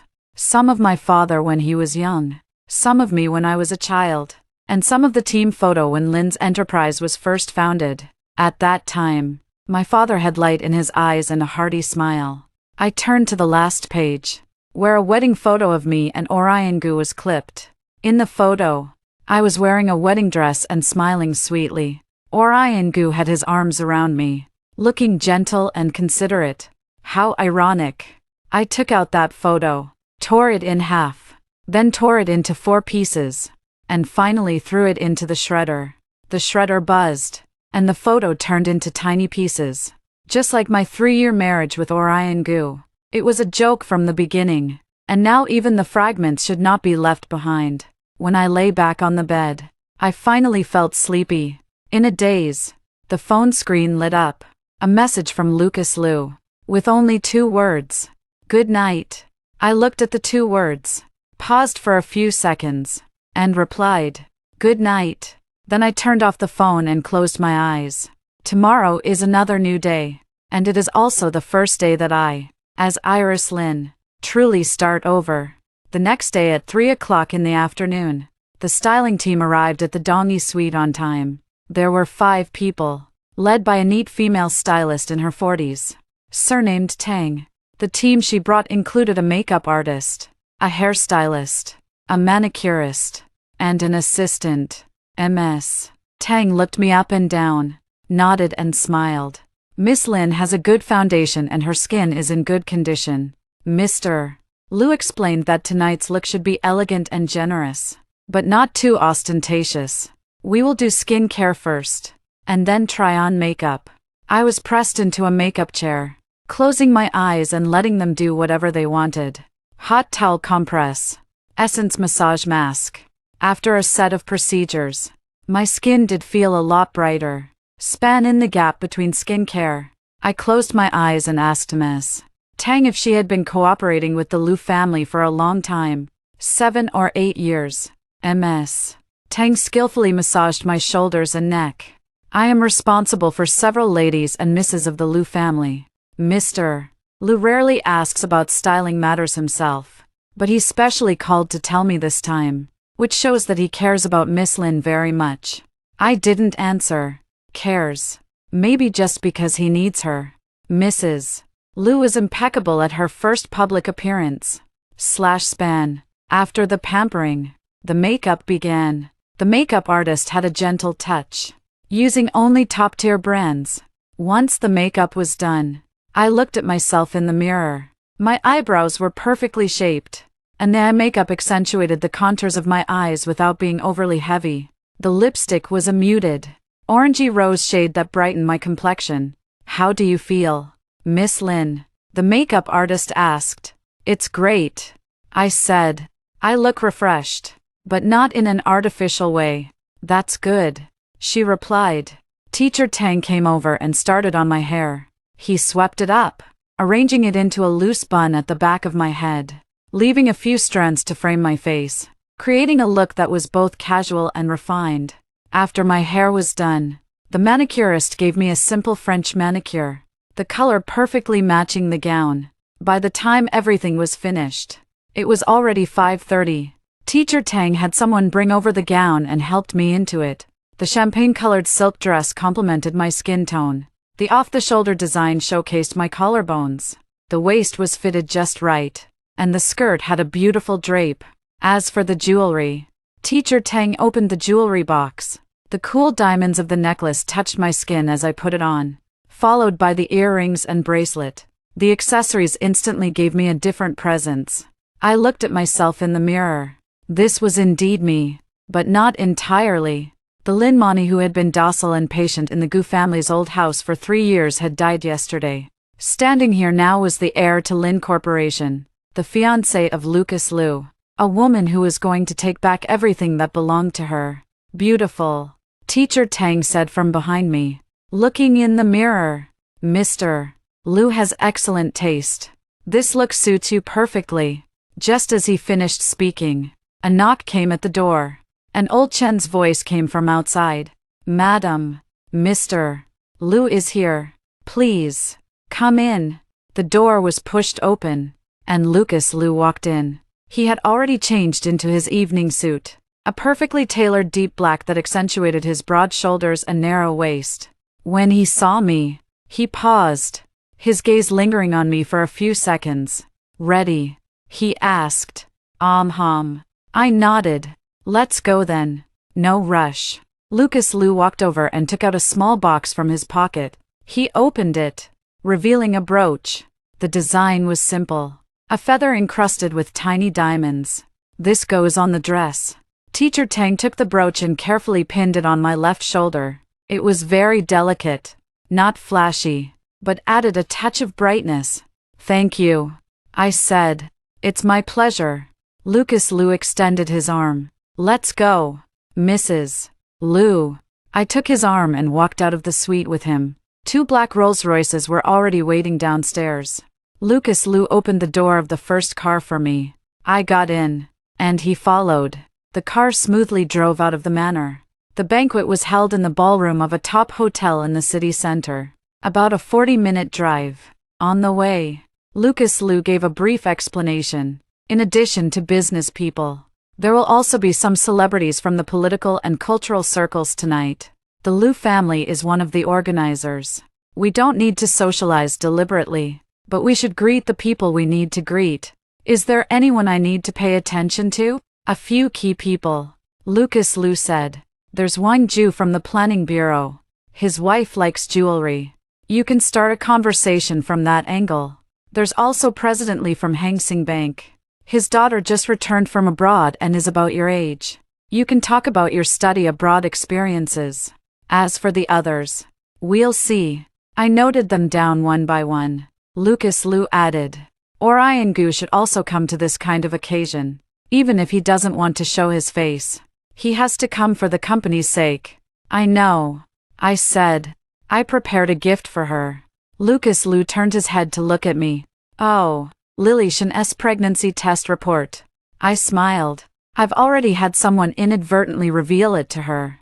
The timing will probably be tonight." Lucas Liu had a hint of a smile in his eyes. "You're quite the player. I learned it from you," I said. The car arrived at the hotel, and the entrance was already packed with luxury vehicles. A red carpet stretched from the front door all the way into the banquet hall, lined with media reporters, their flashbulbs popping incessantly. As our car came to a stop, a waiter hurried forward to open the door. Lucas Liu stepped out first, then turned and extended his hand toward me. I placed my hand in his, steadied myself, adjusted my dress, And immediately the flashbulbs erupted in a blinding storm, so intense I nearly couldn't open my eyes. Lucas Liu naturally slipped his arm around my waist, leaning down to whisper in my ear, "Don't nervous. Just follow me." His palm was warm, transmitting a gentle heat through the thin fabric of my dress. I nodded, Wan Jin, and pressed closer to his arm. We walked up the red carpet. Reporters snapped photos frantically, shouting questions. "Mr. Liu, has the wedding date with Miss Lin been set? Miss Lin, what would you like to say to your ex-husband? Mr. Orion Gu, Mr. Liu, has the Liu family officially accepted Miss Lin as a member of the family?"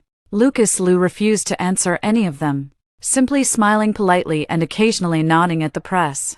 His arm around my waist tightened slightly, guiding me forward with steady, confident steps. Stepping into the hotel lobby, the flashbulbs were left behind, silence enveloped us. At the entrance to the ballroom stood several events staff members who immediately approached upon seeing Lucas Liu. "Mr. Liu, you're here. This is my fiancée, Iris Lin." Lucas Liu introduced me smoothly, and the staff responded with courteous respect. "Miss Lin, welcome. Please, come in, your seats at the head table are already reserved." We entered the banquet hall, already bustling with guests gathered in small clusters, chatting animatedly. Crystal chandeliers cast dazzling light throughout the space, filling the air with the scents of perfume, fine wine, and fresh flowers. The moment Lucas Liu appeared, all eyes turned toward him, curiosity, audacity, surprise, even envy flickered in their gazes. I straightened my back, maintaining a poised smile, meeting their stares with calm composure. Lucas Liu led me to greet a few key figures. As he introduced me, he consistently referred to me as my fiancée, Iris Lin. His tone was completely natural, as if we were truly devoted lovers preparing to marry. I matched his performance perfectly, smiling when appropriate, exchanging polite small talk, behaving with grace and elegance. After a few rounds, I could feel a shift in their eyes. The initial curiosity and scrutiny had gradually transformed into genuine acceptance and respect, exactly the effect Lucas Liu had intended. While chatting with President Li and his wife from Jinghe Hengxing Bank, a small commotion arose at the entrance of the banquet hall. I looked up and saw Orion Gu arrived. He was wearing a dark gray suit, his hair meticulously combed, but his complexion was poor, with heavy dark circles under his eyes, as if he hadn't slept all night. He was accompanied by Lilishan, who was wearing a red, tight-fitting dress with heavy makeup, but she couldn't hide her fatigue. As soon as they appeared, low discussions immediately arose around them. "Look, Orion Gu is here. He really dared to come. That next to him is Lilishan, TSK, dressed like a nightclub girl. I heard Iris Lin is here today too. This is going to be a good show." Orion Gu obviously heard these discussions, and his face became even more unsightly. He forced a smile and greeted a few acquaintances, but those people were very perfunctory and found excuses to leave after saying a few words. Lilishan hooked her arm in Orion Gu's, but her eyes darted around. When she saw me, her pupils shrank suddenly, and her face turned pale instantly. I smiled slightly at her and nodded. Lilishan seemed to be burned, immediately looked away, and pinched Orion Gu's arm tightly with her fingers. Orion Gu followed her gaze and saw me, and also saw Lucas Liu beside me. His expression stiffened for a few seconds. Then he forced a smile and walked towards us.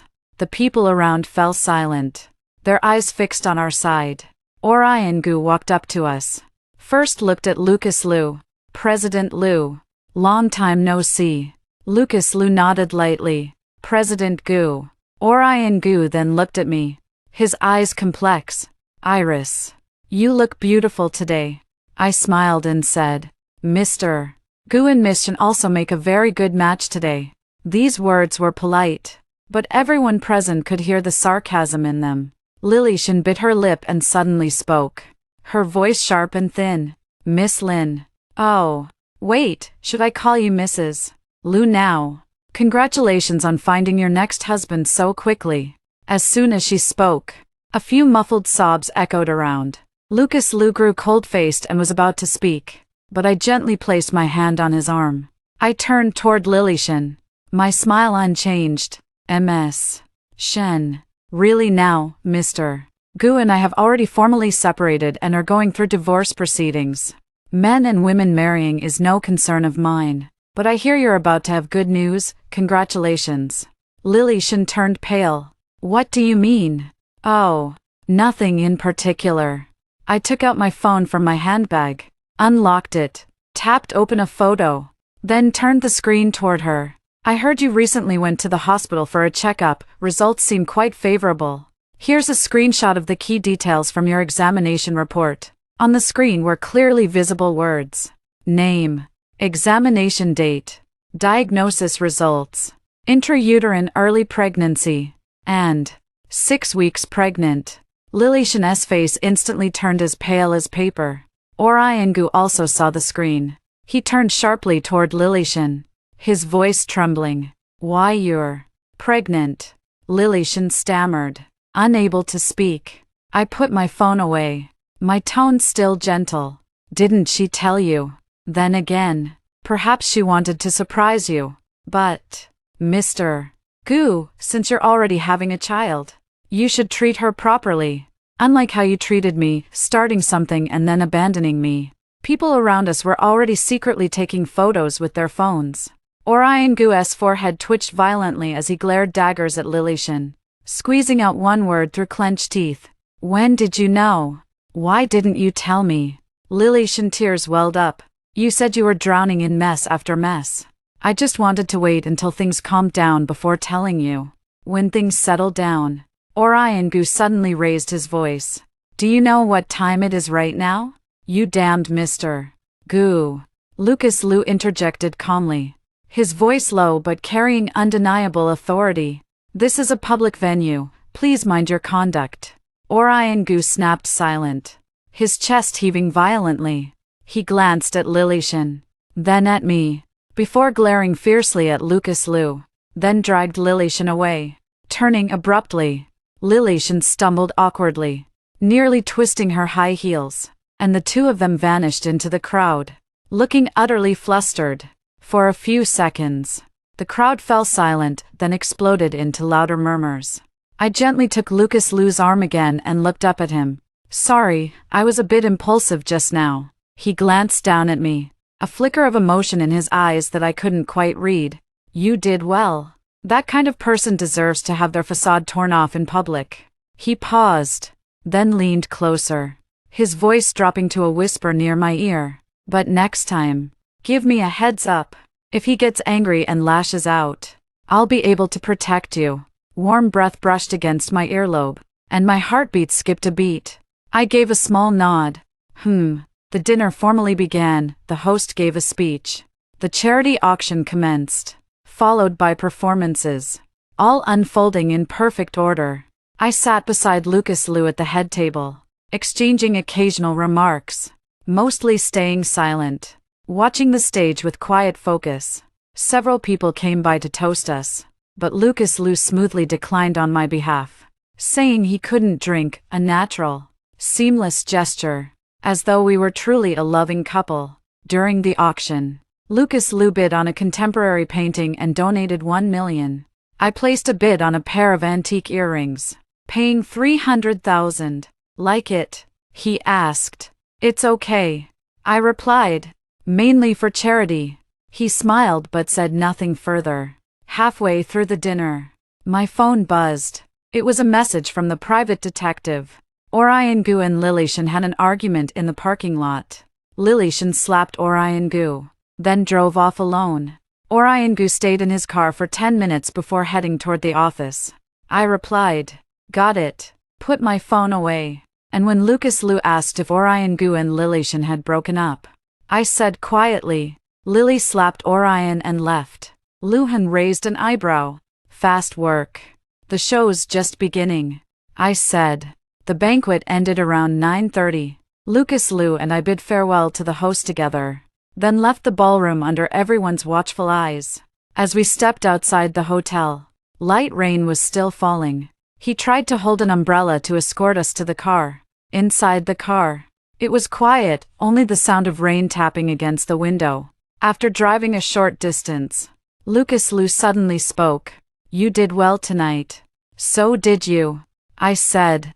I wasn't talking about the banquet. He glanced sideways at me. "I mean, you stayed calm when facing Orion Gu and Lilishan, and your responses were spot on." I stayed silent for a few seconds, then said, "Because I no longer care what she thinks of me, or what others think of me. I only care about getting back what's mine." Lucas Liu stared at me for a long time, then turned his gaze back toward the front. "That's good. But people, once they have a weakness, can easily be manipulated." The car continued driving. The rain grew heavier, and as we neared the manor, Lucas Liu said again that the approval for the city's Eastern District project in the story would be officially rejected tomorrow morning, and the bank would begin collecting Orion Gu's non-compliant loans in the afternoon. If he couldn't repay them, the court would initiate asset seizure proceedings. My heart jolted. So soon. Striking at the snake's most vulnerable point. Lucas Liu's tone was calm. "Since we've made a move, we can't give him a chance to breathe." I nodded. "Is there anything you need me to do?" "Not for now," Lucas Liu said. "Focus on handling the Lin family's affairs first. Lawyer Li will bring the equity acquisition agreement tomorrow. Those former directors have already relented and are willing to transfer their shares at market price, which is 15% lower than the market price," Lucas Liu said. "This is the price of their guilt." The car drove through the manor gates and stopped in front of the main building. Lucas Liu got out first, opened the umbrella, and then turned to offer me his hand. I took his hand and got out of the car, and we walked into the building together. Olchin was waiting at the door and took Lucas Liu's coat. "Madam, would you like me to prepare a late-night snack?" he asked. "No, thank you," I said. "I think I'll go straight back to my room to rest." "Okay." Olchin stepped back. Lucas Liu looked at me and said, "Lawyer Li will be here at 10 tomorrow morning, and the CFO of Liu's group will be here at 2 in the afternoon to discuss the asset evaluation of the Lin family. Is the schedule manageable?" "Yes," I said. "Then good night." Lucas Liu said good night, and we each headed towards the east and west wings. Back in my room, I removed my makeup, changed into pajamas, and sat on the bed, wide awake. Everything that happened today replayed in my mind. The flashing lights on the red carpet, the probing eyes in the banquet hall, Orion Gu's pale face, Lilishan's shocked expression, Lucas Liu's hand around my waist, and his words to protect me. I shook my head, casting aside these chaotic thoughts. Now is not the time to think about these things. Orion Gu hasn't fallen yet. The Lin family hasn't been recovered, and my father's matter hasn't been investigated. I walked to the study, turned on the computer, and began to organize the various pieces of information I received today, along with a box of documents. The rain outside the window continued to fall, drizzling as if it would never stop. But I knew that the rain would always stop, and the sky would always brighten. When Orion Gu rushed into the company's conference room, it was already full of people. Several senior executives, the chief financial officer, legal counsel, and 2 investor representatives who had rushed in from out of town overnight. Everyone's face was grim. Gu always. The chief financial officer was the first to stand up, his voice trembling, as he presented the planning approval for the project in the east of the city, which had been officially rejected. Orion Gu's footsteps faltered, and his mind went blank. What was the reason for the rejection? They said the environmental assessment didn't meet standards, and there were also problems with the land use. The chief financial officer pushed a document over. "This is the rejection notice, just delivered to the company this morning." Orion Gu grabbed the document and quickly scanned it, his face growing paler with each passing moment. He had wagered nearly half of the company's liquid assets on that project, with initial investments already exceeding 200 million, and he had spent no less than 10 million just to grease the wheels. Now that the approval was blocked, it meant that all the money had gone down the drain, and there might be huge fines to follow. And The chief financial officer's voice was even lower. Hengqin Bank called this morning to urge us to repay the 80 million loan, saying that if we can't repay it within 3 days, they will initiate the collateral disposal process. Orion suddenly looked up. 3 days ago, wasn't it agreed that we could extend the deadline by 3 months? Lee manager said there's a new policy from above, and they can't do anything about it. The CFO dared not look Orion in the eye. And it's not just Hengqin, 2 other partner banks have called too, asking about the situation. They've heard rumors. Rumors. Orion gritted his teeth. What rumors? The legal advisor cleared his throat.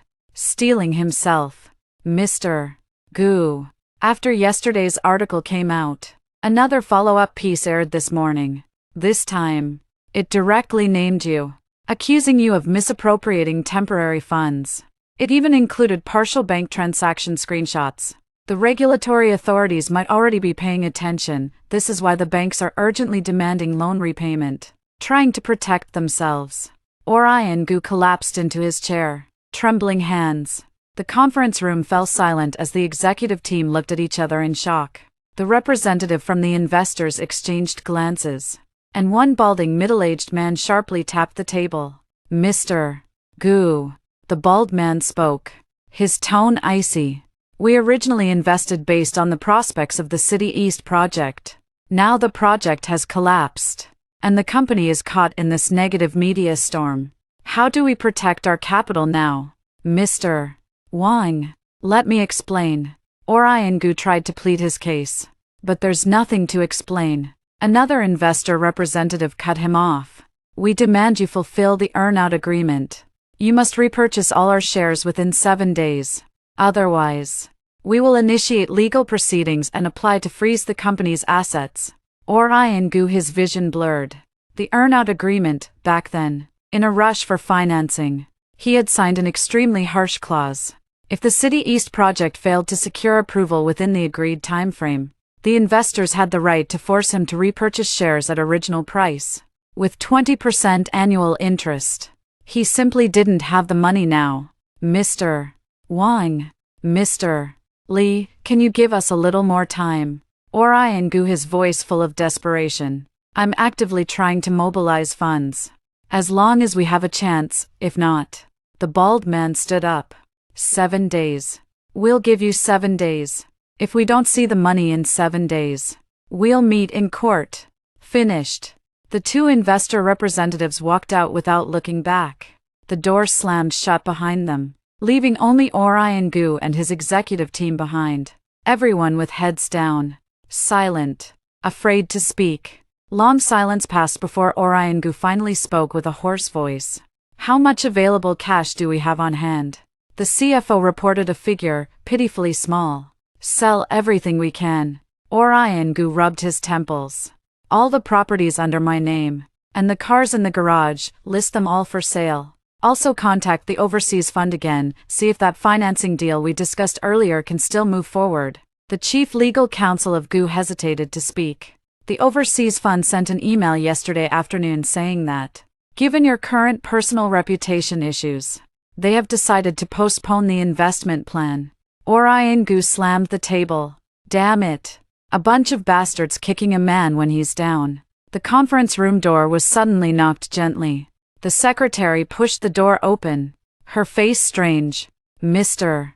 Gu. The receptionist downstairs says a Mr. Chen wants to see you, saying he's from the Liu family. Liu family. Orion pupils shrank. Let him come up. A few minutes later, Xiao Chen walked into the conference room. He was still wearing his smart butler uniform, carrying a sophisticated-looking black briefcase. The executives in the conference room looked at each other, wondering who this suddenly appearing butler-like man was. Orion stared at Lao Chen. What are you doing here? Lucas Liu sent you to laugh at me. Lao Chen looked calm and bowed slightly.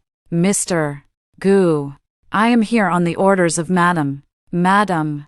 Orion paused for a second before realizing that the Madame Lao Chen was referring to as Iris Lin. His face turned even uglier. What did she send you here to do? Lao Chen didn't answer, but opened the briefcase and took out a large red envelope. the same style as the one given to her at the wedding 3 days ago. Thick red cardstock, gold-stamped embossed pattern, and a thin gold trim around the edge. Orion Gu's breathing suddenly quickened.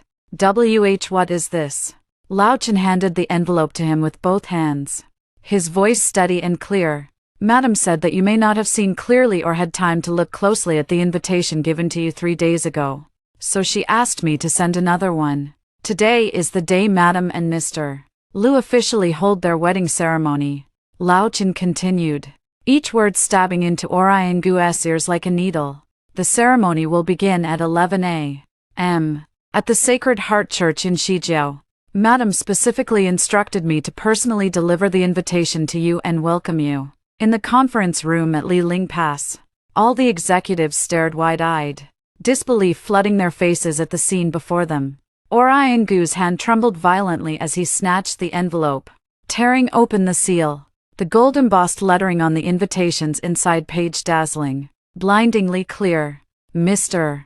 Lucas Liu and Miss Lin Wani warmly invite you to attend our wedding ceremony, set for 11 a.m. today at Street Heart Church on the western outskirts. Below, one small line added, a reception will follow at the estate, please join us. No, it can't be, Orion Gu muttered under his breath. Hadn't they already held the wedding 3 days ago? That day at the manor, the misunderstanding had occurred. Old Chen remained courteous, but his words cut like knives.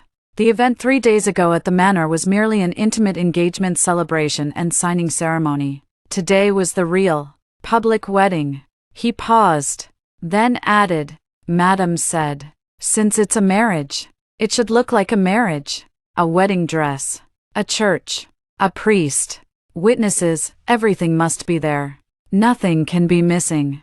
Orion Gu felt blood rush to his head. He clutched the invitation tightly.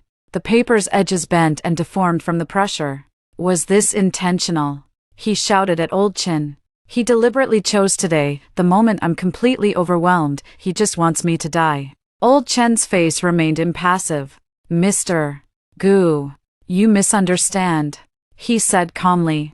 Madam simply feels that a joyous occasion like this deserves to be grand.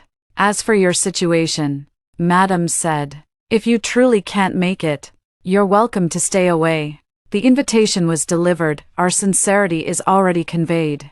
With that, Old Chen bowed deeply once more, then turned with steady steps and left the conference room. After the door closed, silence gripped the room, unbearable, tense. Every pair of eyes fixed on the large red invitation in Orion Gu's hand, then upward to his face, twisted in fury and despair. Mr. Gu. The CFO spoke hesitantly. We should go. Orion Gu suddenly exploded, sweeping all the documents off the table. Get out. All of you, get out. The executives, relieved beyond words, scrambled to their feet and fled. The last one exiting even gently shut the door behind him. The conference room was now empty except for Orion Gu, who stared at the wedding invitation in his hand, his eyes bloodshot. The wedding 3 days ago at the manor had already made her the laughingstock of the entire city. Now Lin Wani was planning an even more formal and public wedding, this time in a church. The invitation had even been sent straight to his company. This wasn't just humiliation anymore. It was him being shoved to the ground, trampled, and spat on afterward. He suddenly pulled out his phone and dialed Iris Lin's number, the one he had blocked before, only to secretly retrieve it later from his assistant's phone. After 3 rings, it was answered by Orion Gu, and Iris Lin's voice was calm, almost playful. You got the invitation. Ha! Iris Lin. What the hell do you want? Orion Gu shouted into the phone. Are you trying to drive me to death? You think I'm not desperate. If you push me too far, I'll do anything. There was a brief silence on the other end. Then came Iris Lin's soft voice, barely above a whisper. Oh, like you did to my father 3 years ago. Orion Gu's breath froze. You're crazy. What are you talking about? His voice trembled. You know as well as I do whether I'm lying. Iris's tone turned ice cold. Orion Gu, do you really think you can hide the medical records? Send the doctor abroad. and dispose of the pill bottles and nothing will come of it. You've forgotten about that imported medicine my father used back then. There were only 3 hospitals in China with import records, and I've visited the pharmacy heads of all 3. Orion Gu's hands began to tremble. One of the department heads retired last year and moved to Canada. Iris Lynn, go on. My people found him last month. He recalled that 3 years ago, someone had secretly introduced unauthorized components into that batch of medication through a special channel. Though the dosage was small, long-term consumption could lead to weakened blood vessels and make cerebral hemorrhage highly likely. Do you have proof? Orion Gu, his voice trembled uncontrollably. Proof? Lin Wani let out a faint laugh. If I had definitive evidence, you'd already be in custody. But it's all right, Orion Gu, some things don't require legal proof. As long as I believe it was you, it's enough. Iris Lynn, you're slandering me. Defaming me. Orion Gu, he roared. I'll sue you. I'll sue you. Iris Lynn, her voice was soft, yet like a venomous needle. Oh, by the way, I'll also have your father's medical records from 3 years ago re-examined, and the forensic experts will re-evaluate them. Who knows what might come out? Orion Gu, his whole body went cold. Right. Iris Lynn, and just one more thing, today is my wedding day, and I'm in a good mood. Here's another piece of news. I've already informed your mother about Xinqing's pregnancy. I hear she was overjoyed, saying the Gu family will finally have an heir. Tell Lilishan to take good care of herself once the baby is born. I'll personally look after it. Lilishan, go take care of your pregnancy. Orion Gu, his mind exploded with shock. His mother, that old lady who valued reputation more than life itself, when she finds out Xinqing is pregnant, won't she force him to marry her immediately? But what kind of time is this? His company is collapsing, and he's barely holding on himself. How could he possibly deal with this now? You're so ruthless. Lilishan, his voice came out ragged, as if torn from deep in his throat. Humph. Li Wani smiled. Compared to what you did to me and my father, what's this? This is just the beginning. Everything you owe me, everything you owe the Lin family, I'll collect every single penny with interest. It's my happy day, I don't want to waste words with you. The invitation's been sent. Whether you come or not, it's up to you. But I pause, with a hint of amusement in my tone. I'd suggest you come anyway. After all, wouldn't it be quite a special feeling to watch, with your own eyes, what once belonged to you now being cherished in someone else's hands? Orion Gu, this is just the beginning. You owe me. You owe the Lin family. I'll take it back. Every bit. With interest. Today's my wedding day, I don't have time to waste on you. The invitation's been delivered. Whether you come or not, it's entirely up to you. But I'll add, with a hint of mockery, it'd be best if you came. After all, wouldn't it feel extraordinary to see, with your own eyes, what used to be yours now being held tenderly by someone else? After saying that, the phone hung up, the busy tone beeping. Orion Gu held the phone, frozen in place. After a long while, he suddenly came back to his senses, grabbed his car keys, and rushed out of the conference room. He was going to find Lin Wani, to go to that damned wedding. He wanted to see just how smug he could be. The car sped all the way, ran 3 red lights, and arrived in the western suburbs in less than 20 minutes. Holy Heart Church is one of the oldest churches in the city. It's usually quiet, but today the parking lot outside the church is full of luxury cars, and guests in formal attire are walking in 2s and 3s. Orion Gu parked his car haphazardly, jumped out, and ran towards the church door. 2 men in black suits and headsets stood at the door, clearly bodyguards. They stopped Orion Gu. Sir, please show your invitation. Get out of the way. Orion Gu tried to force his way in, but the 2 bodyguards grabbed him on either side, their grip so strong he couldn't move. Sir, without an invitation, you cannot enter. One of the bodyguards said expressionlessly. I am Orion Gu. I'm looking for Iris Lynn. Let her come out and see me. Orion Gu shouted, struggling. Just then, the church door opened, and Lucas Liu walked out. He was wearing a formal black tuxedo, with a white rose pinned to his chest. looking tall and handsome. Seeing Gu Ingchen, he paused, then waved at the bodyguards. The bodyguards released their grip but still stood on either side of Orion Gu, preventing him from making any extreme moves. Lucas Liu walked up to Orion Gu, looked him up and down, and said in a flat tone, "President Gu, what brings you here?" "I want to see Iris Lin." Orion Gu stared intently at Lucas Liu. "Iris is not available right now," Lucas Liu said. "She is changing into her wedding dress, preparing for the ceremony." Wedding dress. Orion Gu repeated these 3 words, suddenly feeling a sharp pain in his chest, as if he had been hit hard with a hammer. "Lucas Liu, what the hell do you see in her?" Orion Gu, his voice was hoarse. "She's a manipulative woman. She endured 3 years just to get revenge on me. She let you marry someone else without a word. How could you possibly bring such a woman into your home?" Lucas Liu, he gazed quietly at him, waiting until Orion finished before speaking. "Orion Gu, you know, your biggest flaw is always thinking you're right and everyone else is wrong. Iris enduring 3 years was because you pushed him to the edge. He stayed silent when you married someone else because he was waiting for the perfect moment to strike back." Lucas Liu spoke coldly. "As for being manipulative, if protecting oneself and reclaiming what's rightfully yours counts as scheming, then I'd say this kind of woman is far more endearing than those naive crybabies who just sit there and let others walk all over them." Orion Gu opened his mouth, but had nothing to say. Lucas Liu glanced at his watch. The ceremony was about to start. "I don't have time for this.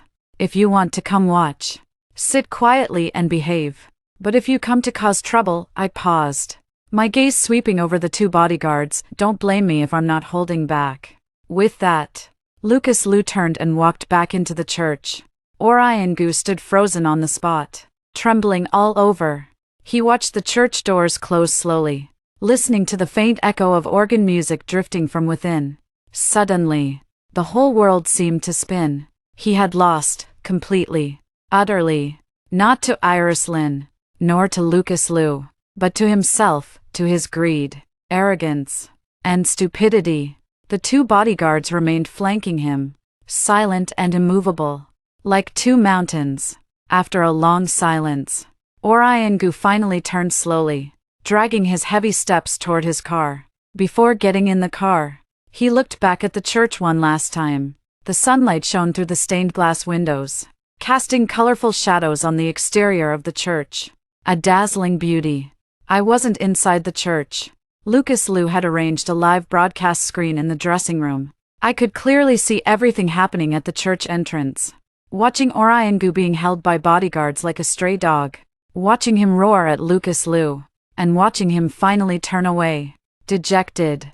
On the screen, his departing figure stretched long in the sunlight, appearing exceptionally lonely. And Lang closed the screen. In the mirror, I was wearing that custom-made wedding dress. Not the champagne-colored gown from 3 days ago, but a truly pristine white Maine wedding gown. Lace long sleeves, delicate embroidery spreading from the waist to the hem, tiny pearls adorning the veil. "Madam, it's almost time," the makeup artist whispered a reminder. I nodded, took one last look at myself in the mirror, and then lifted the hem of the dress and walked out of the dressing room. Old Chin was waiting outside the door, also dressed in a more formal black suit today. Seeing me come out, he bowed slightly. "Madam, Mr. is already waiting for you at the altar." The corridor leading to the main hall was long, with candles lit on both sides. I could hear the solemn music of the organ, and the faint sound of voices. When we reached the door, Old Chin stopped and offered an arm. "Madam, according to the rules, I will escort you in." I took his arm, and the door was silently pushed open. The church was filled with people, and sunlight streamed through the stained glass windows, casting colorful pillars of light in the air. All eyes converged on me, filled with blessings, curiosity, and scrutiny. I walked forward step by step, my eyes fixed on Lucas Liu at the altar. He was also wearing a more formal suit, standing tall and upright. When he saw me, a clear look of amazement flashed in his eyes, and then the corners of his mouth lifted slightly as he reached out his hand to me. I placed my hand in his palm, his hand warm and dry. his grip firm.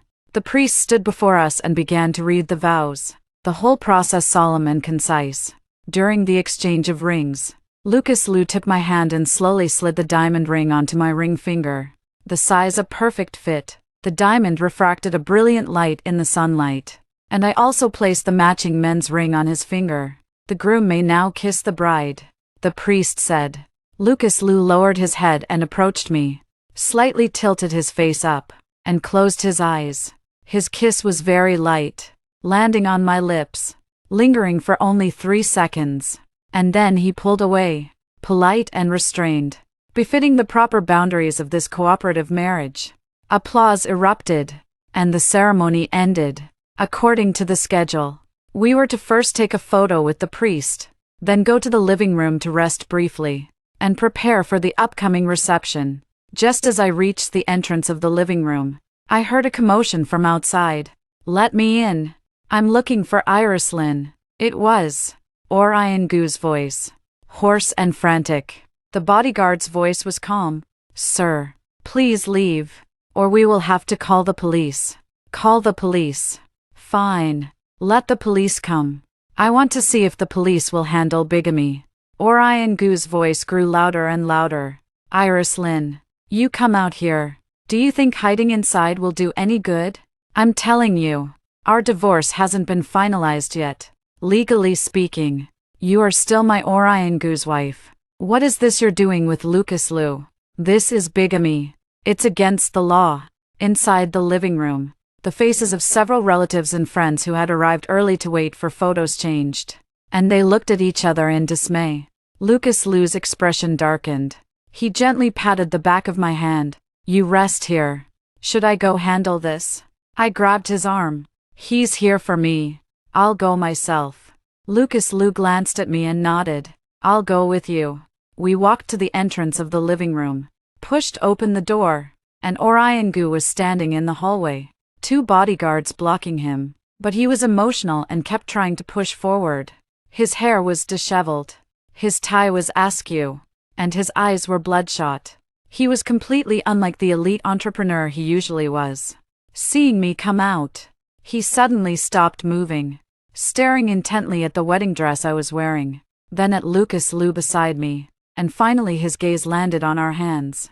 Lucas Liu and mine, clasped together. "Iris Lynn," he said, his voice trembling. You actually dared." "Why wouldn't I dare?" I looked at him calmly. "Orion Gu, I told you 3 days ago. I'm done with you. It's over." Orion Gu suddenly burst into mad laughter. "You're done. The divorce papers haven't even been signed yet, legally. We're still married. Now you're standing in a church in a wedding dress with another man. What do you call this? This is bigamy, punishable by prison." He turned to the guests around him and shouted out loud, "Everyone saw this woman. She's my legally married wife. She's already married me again behind my back. That's a crime." Orion Gu, he pointed accusingly at Lucas Liu. "How dare you, the heir of the Liu family, marry a woman who's already married? Don't you have any shame?" The guests began whispering among themselves, many pulling out their phones to record. Lucas Liu stepped forward half a pace, shielding me behind him. He looked at Guing with a cold stare. "Orion Gu, have you had enough?" "I'm not done yet." Orion Gu jabbed his finger at Lucas Liu's nose. "Lucas Liu, don't think you can just bully people because you're rich and powerful. The law treats everyone equally. If you marry her today, I'll file charges against you tomorrow. I'll destroy both of you. Is that clear?" A calm young man suddenly pushed through the crowd as the onlookers parted. Lawyer Li arrived, carrying a briefcase, flanked by 2 professional-looking young people in formal attire. Lawyer Li walked up to Orion Gu, pushed up his glasses, and said, "Mr. Gu, I've recorded your entire statement. You've accused my client, Ms. Lin Wani, of bigamy. Do you have any evidence?" Orion Gu froze for a moment, then shouted, "Evidence? I am the evidence. I'm her husband, my marriage certificate's still in my hands." Lawyer Li pulled out a document from his briefcase. "Is this the one you mean?" He unfolded it, a photocopy of a marriage certificate clearly listing the names of Orion Gu and Iris Lin. The registration date was 3 years ago, exactly when Orion Gu perked up, grabbing at the paper. Everyone saw this, it's our marriage certificate. How can he still claim they're not married? Lee lawyer nodded, then pulled out another document from his briefcase. Could you please explain this document? He unfolded the second paper and handed it to Orion Gu. Orion Gu looked down, and his face instantly turned pale. It was a photocopy of a divorce agreement, bearing his own signature, dated 3 months ago. This is impossible, he exclaimed in disbelief. I never signed anything like this. The handwriting is my signature, and there's even the notary seal. The document was processed together with Miss Linwani at the notary office 3 months ago, Lee lawyer said calmly. There was video footage recorded at the time. Would you like me to play it for you? Orion Gu trembled all over. It's fake, this is definitely fake. I've never been to a notary office.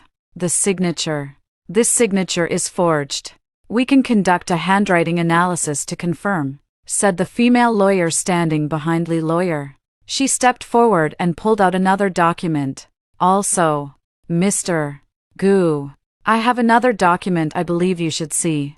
She unfolded it, a medical report. This is the physical examination report of Miss Iris Lin, taken at the Central City Hospital 3 months ago, the lawyer said. The report shows that Miss Linwani was suffering from severe anxiety and mild depression due to long-term psychological stress and excessive fatigue at the time. The attending physician recommended that she disengage from her stress source and undergo psychological treatment. She turned her sharp gaze toward Orion Gu. According to Miss Iris Lin's statement and the evidence we've gathered through our investigation, your presence was the primary stress factor she experienced. Orion Gu, sir.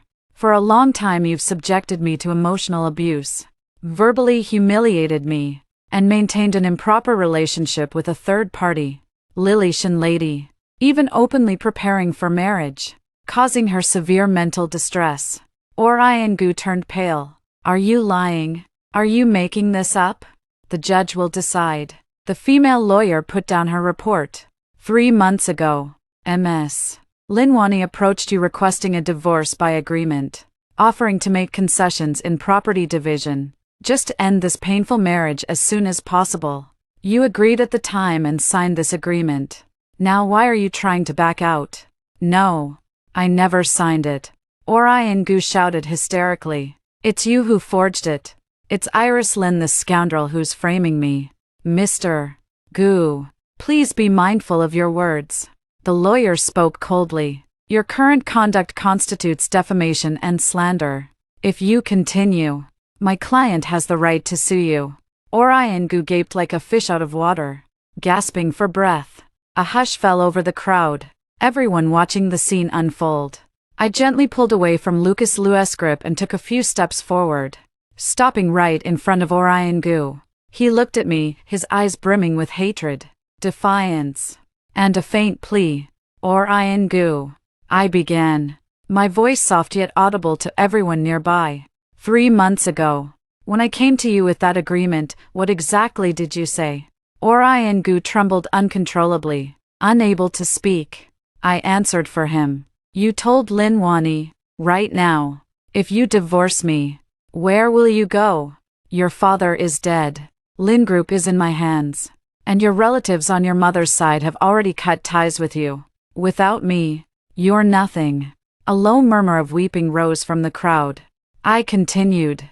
Then I said, I don't want anything, just freedom. You laughed, smug and satisfied. All right then, if you want nothing, sign it. Once you sign, you'll be free. I looked at your face turning paler and paler. You handed me the pen yourself. After I signed, you even patted my cheek and said, good girl, you finally see sense. So now, how can you deny it? I. Orion Gu stammered incoherently. I was drunk at the time, I had no idea what I was signing. Drunk. I smiled lightly. Then why were you so fully awake in the notarization office's surveillance footage? Shall I have Attorney Lee contact the notary office right now to play it live for everyone? Orion Gu was completely silenced. He slumped back 2 steps, leaning against the wall, his eyes staring blankly at me, at Lucas Liu, and at the mocking or pitying gazes around him. He had lost, utterly and completely, with even his last fig leaf torn away. Orion Gu, I said finally, legally. We divorced 3 months ago. Today's wedding is legal and compliant. As for what you... I paused, my tone turning cold. What you owe me, what you owe the Lin family, I will collect it all, one by one. But rest assured, I will proceed legally and openly. With that, I turned and retook Lucas Liu's arm. Lucas Liu glanced at Orion Gu and said to the bodyguard, "Escort Mr. Gu out. If he doesn't cooperate, call the police." The bodyguard stepped forward and dragged the already limp Orion Gu away. Orion Gu didn't struggle. He just stared at me, his eyes empty, as if his soul had been taken away. The farce finally came to an end. Lawyer Lee walked over and whispered, "Miss Lin, I will follow up on the subsequent legal matters and procedures.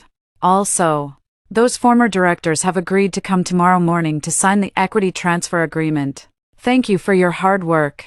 It's my duty," I said. Lawyer Lee paused and lowered his voice. "I'm afraid Orion Gu won't let this go so easily. He suffered such a blow today. He might be driven to desperate measures. Please be careful." Recently, Lucas Liu interjected, "I've already arranged for bodyguards to protect Iris 24 hours a day. I'll also have people keep an eye on Orion Gu's side." Lawyer Lee nodded. "That's good." The reception was held on the manor's lawn. The sun was shining. The band was playing soft music, and the guests were toasting and chatting with champagne in hand. The earlier drama didn't seem to have affected everyone's mood. In fact, it had become the hottest topic of conversation at the reception. People came to toast me from time to time, their words full of flattery and ingratiation. I held my glass, responding with a smile, but my heart was at peace. Finally, it was all over. Or rather, it was another beginning. Lucas Liu stayed by my side, deflecting drinks and helping me socialize. He was considerate and thoughtful, impeccable in every way. Halfway through the party, Lucas Liu was pulled away by several business associates to discuss matters. I walked alone to the balcony, gazing at the distant lake view. A calm, gentle male voice spoke behind me, turning around. I saw Uncle Joe. "Uncle Joe." I smiled. "What brings you here? Why aren't you staying longer with Uncle Wang and the others? You're getting old. Your energy doesn't match the young folks anymore."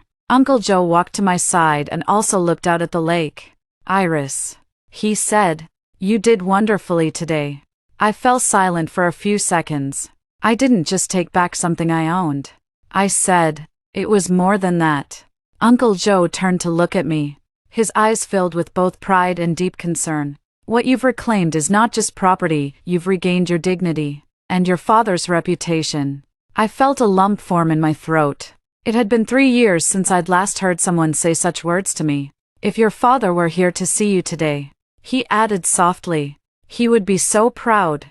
Uncle Joe gently patted my shoulder. "The one thing he's never been able to let go of all his life is you. Now that he sees you capable of standing on your own and able to protect yourself, he can finally rest easy." I took a deep breath, suppressing the emotions welling up inside me. "Uncle Joe, please continue to look after things at Lin Corporation. Don't worry," Uncle Joe said. "Even though we old folks have retired, we still have some connections and resources. If you need our help to reclaim the shares and restructure the company, just speak up." "Thank you."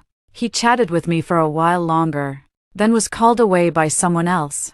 I stood alone on the balcony, the breeze blowing over from the grass and the lake. "Tired," Lucas Liu said, his voice coming from behind me. I turned around and saw him handing me a cup of warm water. "Have some water. You've been standing here for a long time." I took the cup. "It's okay, just feels a bit unreal." Lucas Liu stepped beside me, gazing at the distant lake. "Gradually, you get used to it. From today on, you'll be Mrs. Liu, the heir to the Lin Corporation. Many people will try to curry favor with you, and others will envy you. You'll need to learn to tell the difference, and learn how to protect yourself.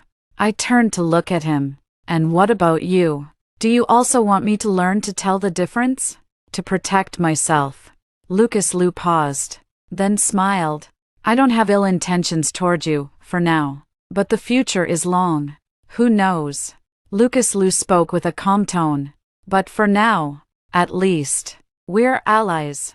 Allies should trust and support one another, right?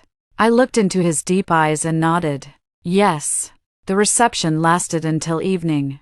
After seeing off the last guest, I felt like I was falling apart. Back in the East Wing suite, I took off my high heels, stepped barefoot on the carpet, and sighed a long breath. Old Chen knocked on the door and came in, holding a tray in his hand. Madam, the kitchen stewed bird's nest. Please have some to relieve fatigue. Thank you. I took the small bowl and drank it slowly. Orion Gu sighed. Old Chen hesitated. What's wrong? He didn't go home after he was sent away. Nor did he return to the company. We lost track of him. Old Chen said. The last place he appeared was in an urban village in the east of the city, where there are few surveillance cameras. I frowned. What did he go to that kind of place for? Not sure. Old Chen shook his head. We have already sent more people to look for him. In addition, there is also news from Lily Shen's side that she went to the hospital this afternoon, seemingly for a prenatal checkup. After coming out, she went straight back to her rented apartment and did not contact Orion Gu again. I put down the bowl and continued staring at Orion Gu. Now he has nothing, is at the end of his rope, and is capable of anything. Understood. Old Chen retreated, and I walked to the window, watching the sky outside gradually darken. Orion Gu, what exactly do you want to do? Just then, the phone vibrated. It was a text message from an unfamiliar number, with only one sentence. Lin Mani, do you think you've won? The game has just begun. I stared at that text message for a long time, and then I deleted it. No matter who sent it, no matter what tricks Orion Gu still wants to play, I will not be afraid, because I am no longer the Iris Lin who could be manipulated 3 years ago. I am Lucas Liu's wife, the heir of the Lin family. I have the ability and determination to protect everything that belongs to me. The night outside the window deepens, and I know that after dawn, it will be a new day, and new battles await me. I stared at the blank record of the deleted text message on my phone screen for a long time, the night wind blowing in, carrying a chill. I had Lao Chen investigate the source of that unfamiliar number, and it turned out to be a prepaid card bought from a roadside stall that didn't require real name registration, making it impossible to trace the user. Could it be Orion Gu? Given his current state of mind and situation, it's very possible, but it could also be someone else. Orion Gu has offended many people in the past 3 years. Or it could be those within the Liu family who are dissatisfied with Lucas Liu who are thinking about that text message. Lucas Liu's voice came from the doorway. He didn't know when he had arrived and had already changed back into dark-colored home clothes in the doorframe. I turned around. Why are you here? Lao Chen told me. Lucas Liu walked in and closed the balcony door. I was worried you were overthinking. I'm not overthinking, I said. I just feel like things might not be over yet. Things are never over. Lucas Liu walked to the small bar and poured himself a glass of water. In this position, there will always be people watching you, wanting to pull you down. The only difference is whether they have the ability and whether you dare to fight back. I walked to the sofa and sat down. Who do you think it is?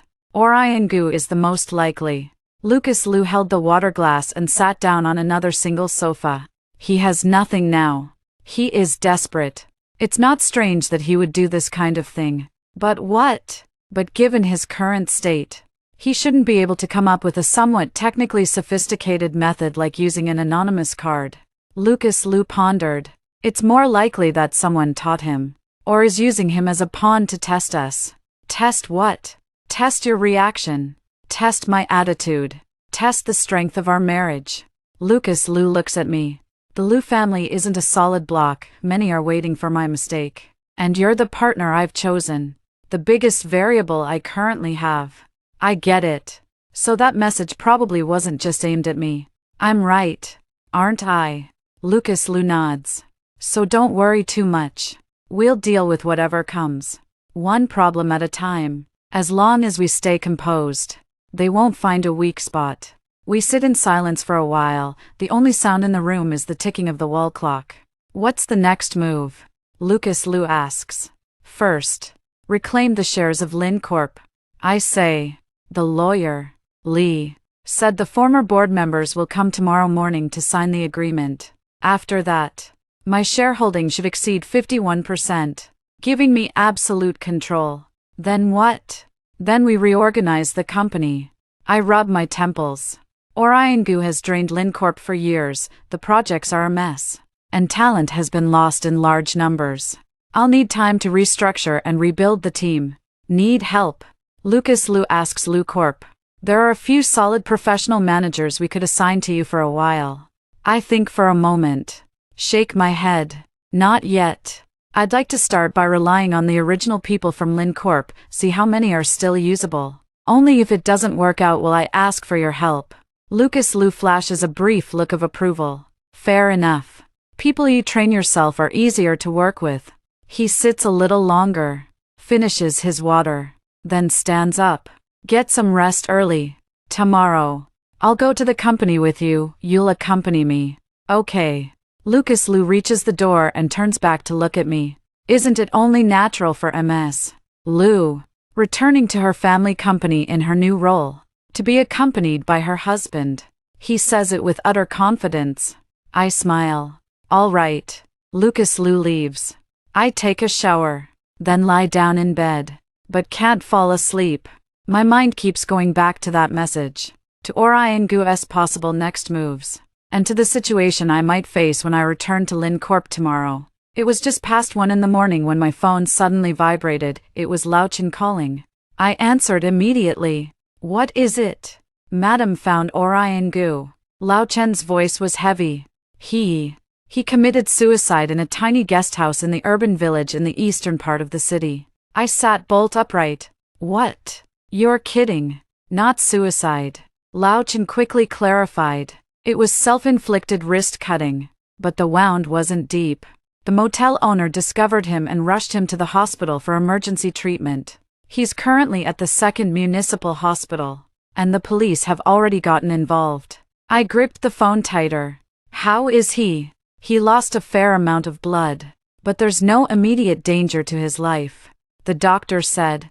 He did this intentionally, cutting a vein, not an artery, and choosing a time when someone would likely pass by. Lao Chen paused. The police initially suspect this was a failed suicide attempt, but he needs a psychiatric evaluation.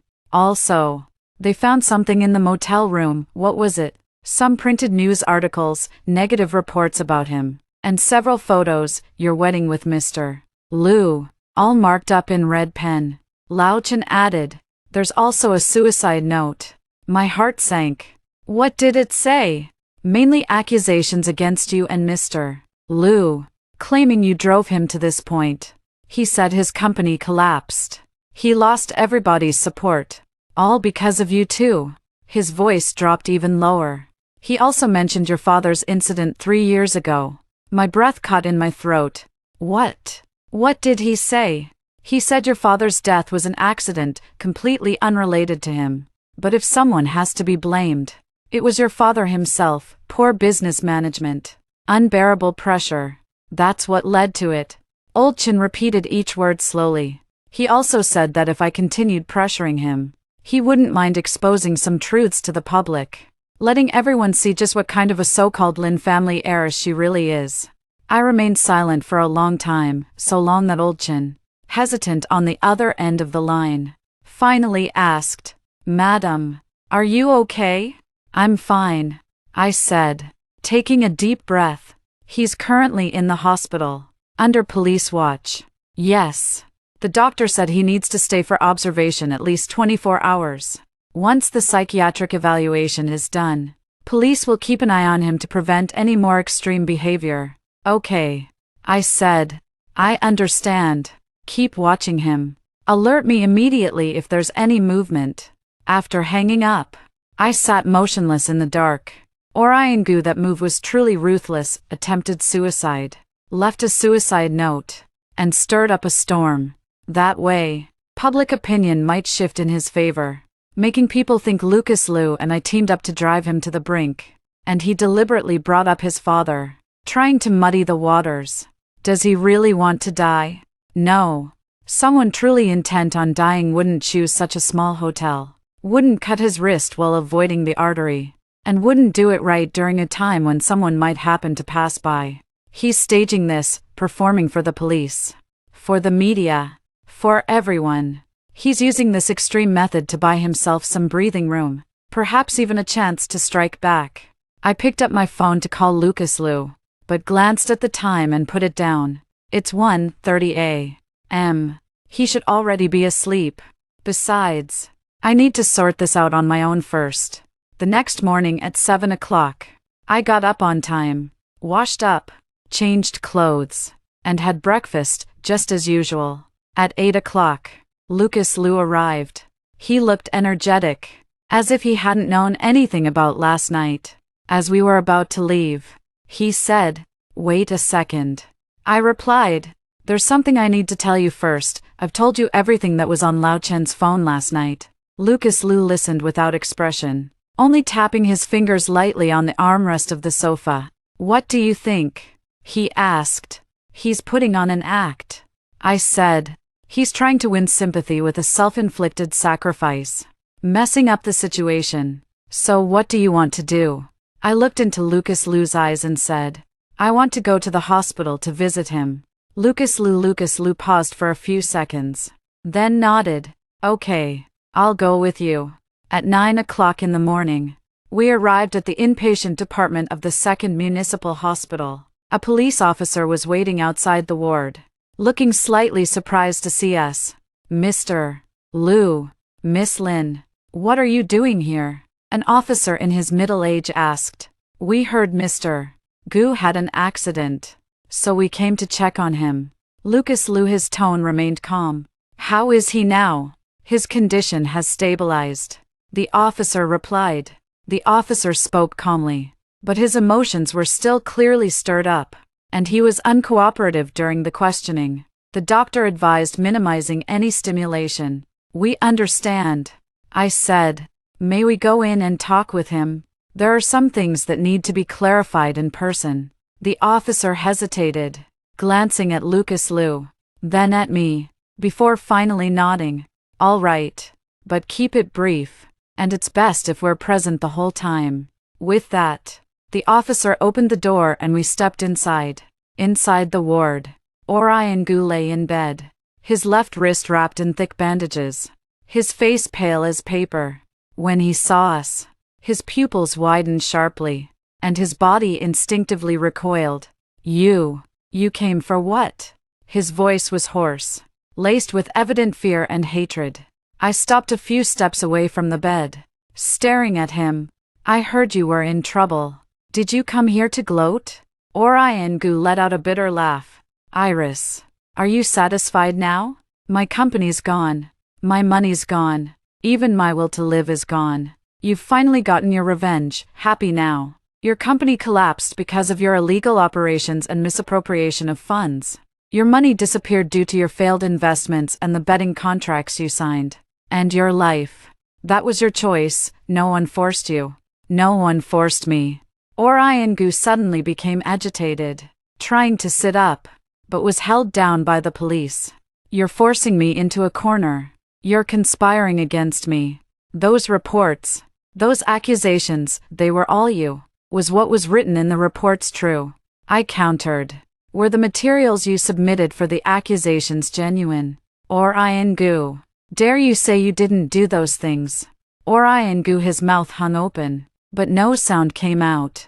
"As for what you mentioned about my father," I took a step forward, staring intently into his eyes. "Orion Gu, this is your last chance. Exactly how did my father fall ill 3 years ago? You'd better tell the truth." Orion Gu turned even paler. He avoided my gaze, his lips trembling. I don't know, it was an accident." "Was it really an accident?" I lowered my voice, speaking slowly and deliberately. The attending physician was recommended by you. If you arranged for the medical records, then you must be the one who kept them. Orion Gu, is there really such a coincidence in the world? You have no evidence. His voice trembled weakly. I don't have any evidence right now, I said, but I'll keep investigating until I find the truth. If I discover that my father's death was indeed linked to you. I paused, my voice as cold as ice. So today, your little act of self-sacrifice isn't just for the police or the media, it's an audition for the king of the underworld.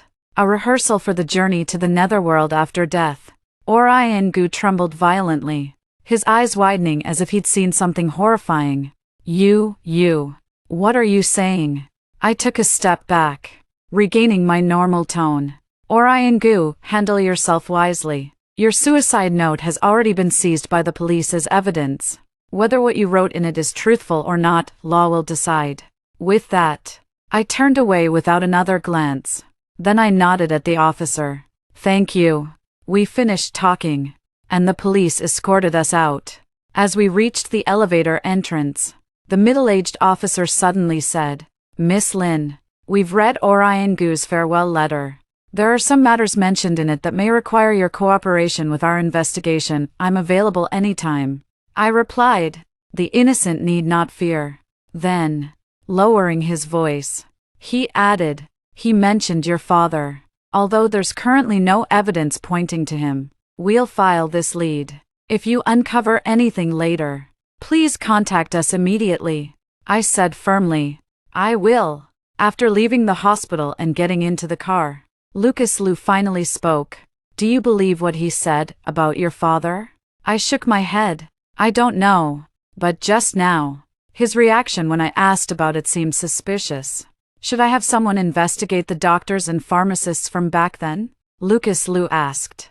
I thought for a moment, then said, not yet.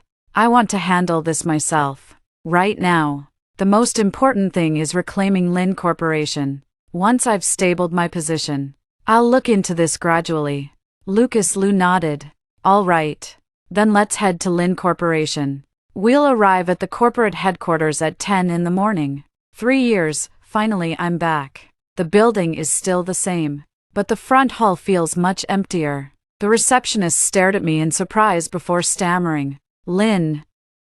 Miss Lin. It's you. I remained calm. Tell all department heads to gather in the main conference room in half an hour. But Mr. Gu. He's no longer the acting chairman of Lin Corporation. I said, I'm back now. The receptionist glanced at me, then at Lucas Liu beside me, and quickly nodded. Of course. I'll notify the elevator right away. As the floor numbers above us ticked upward, a complex mix of emotions welled up inside me. Lucas Liu suddenly gripped my hand tightly. Anxious. I shook my head. No. It's not fear. I'm finally home. The elevator doors opened, and we stepped out.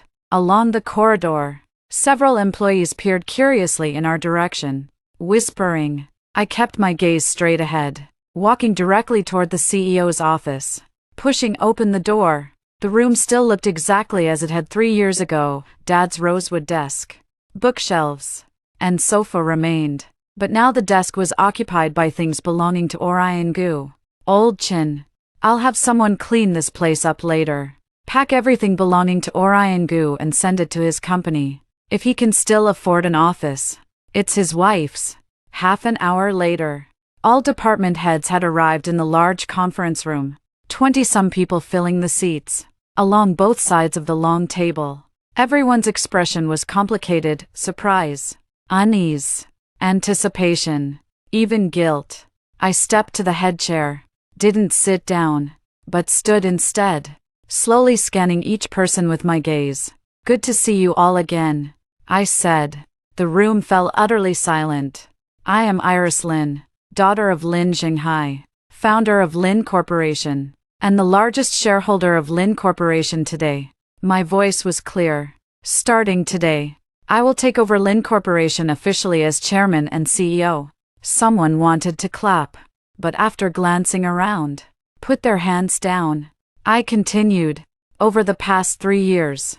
What happened to Lin Corporation, everyone here knows. Declining performance. Strained finances. Massive talent drain.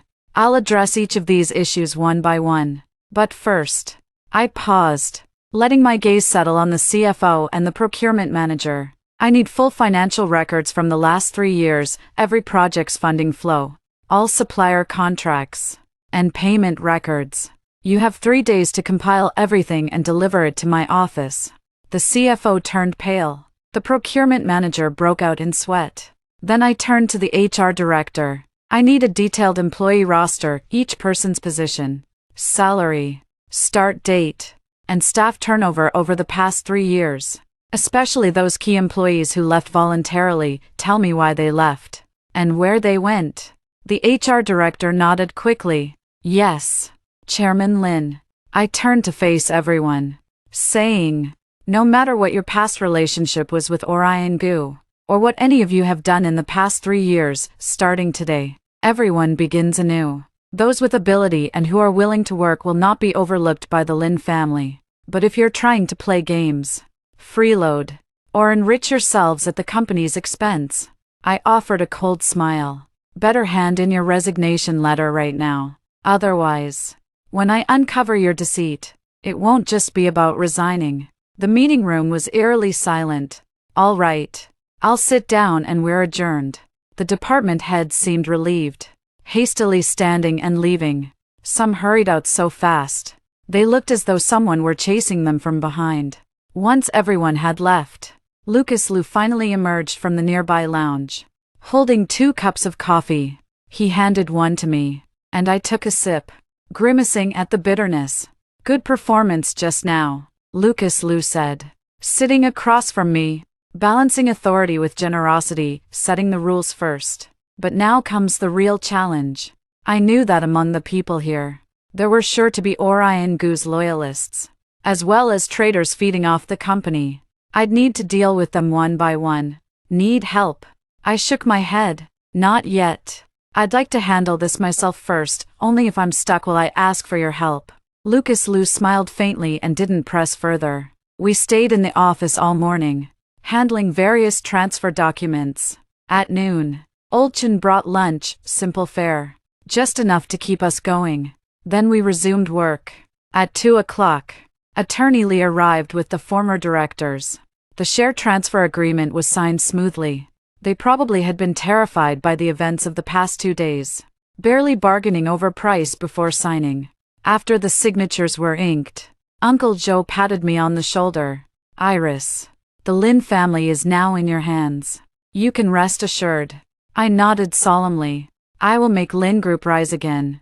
Now go. I already held 58% of the company's shares, absolute controlling interest. Back in my office, I stared at the thick stack of files on my desk and let out a long sigh. The first step was finally secure. Lucas Liu approached, standing behind me, his hands gently resting on my shoulders.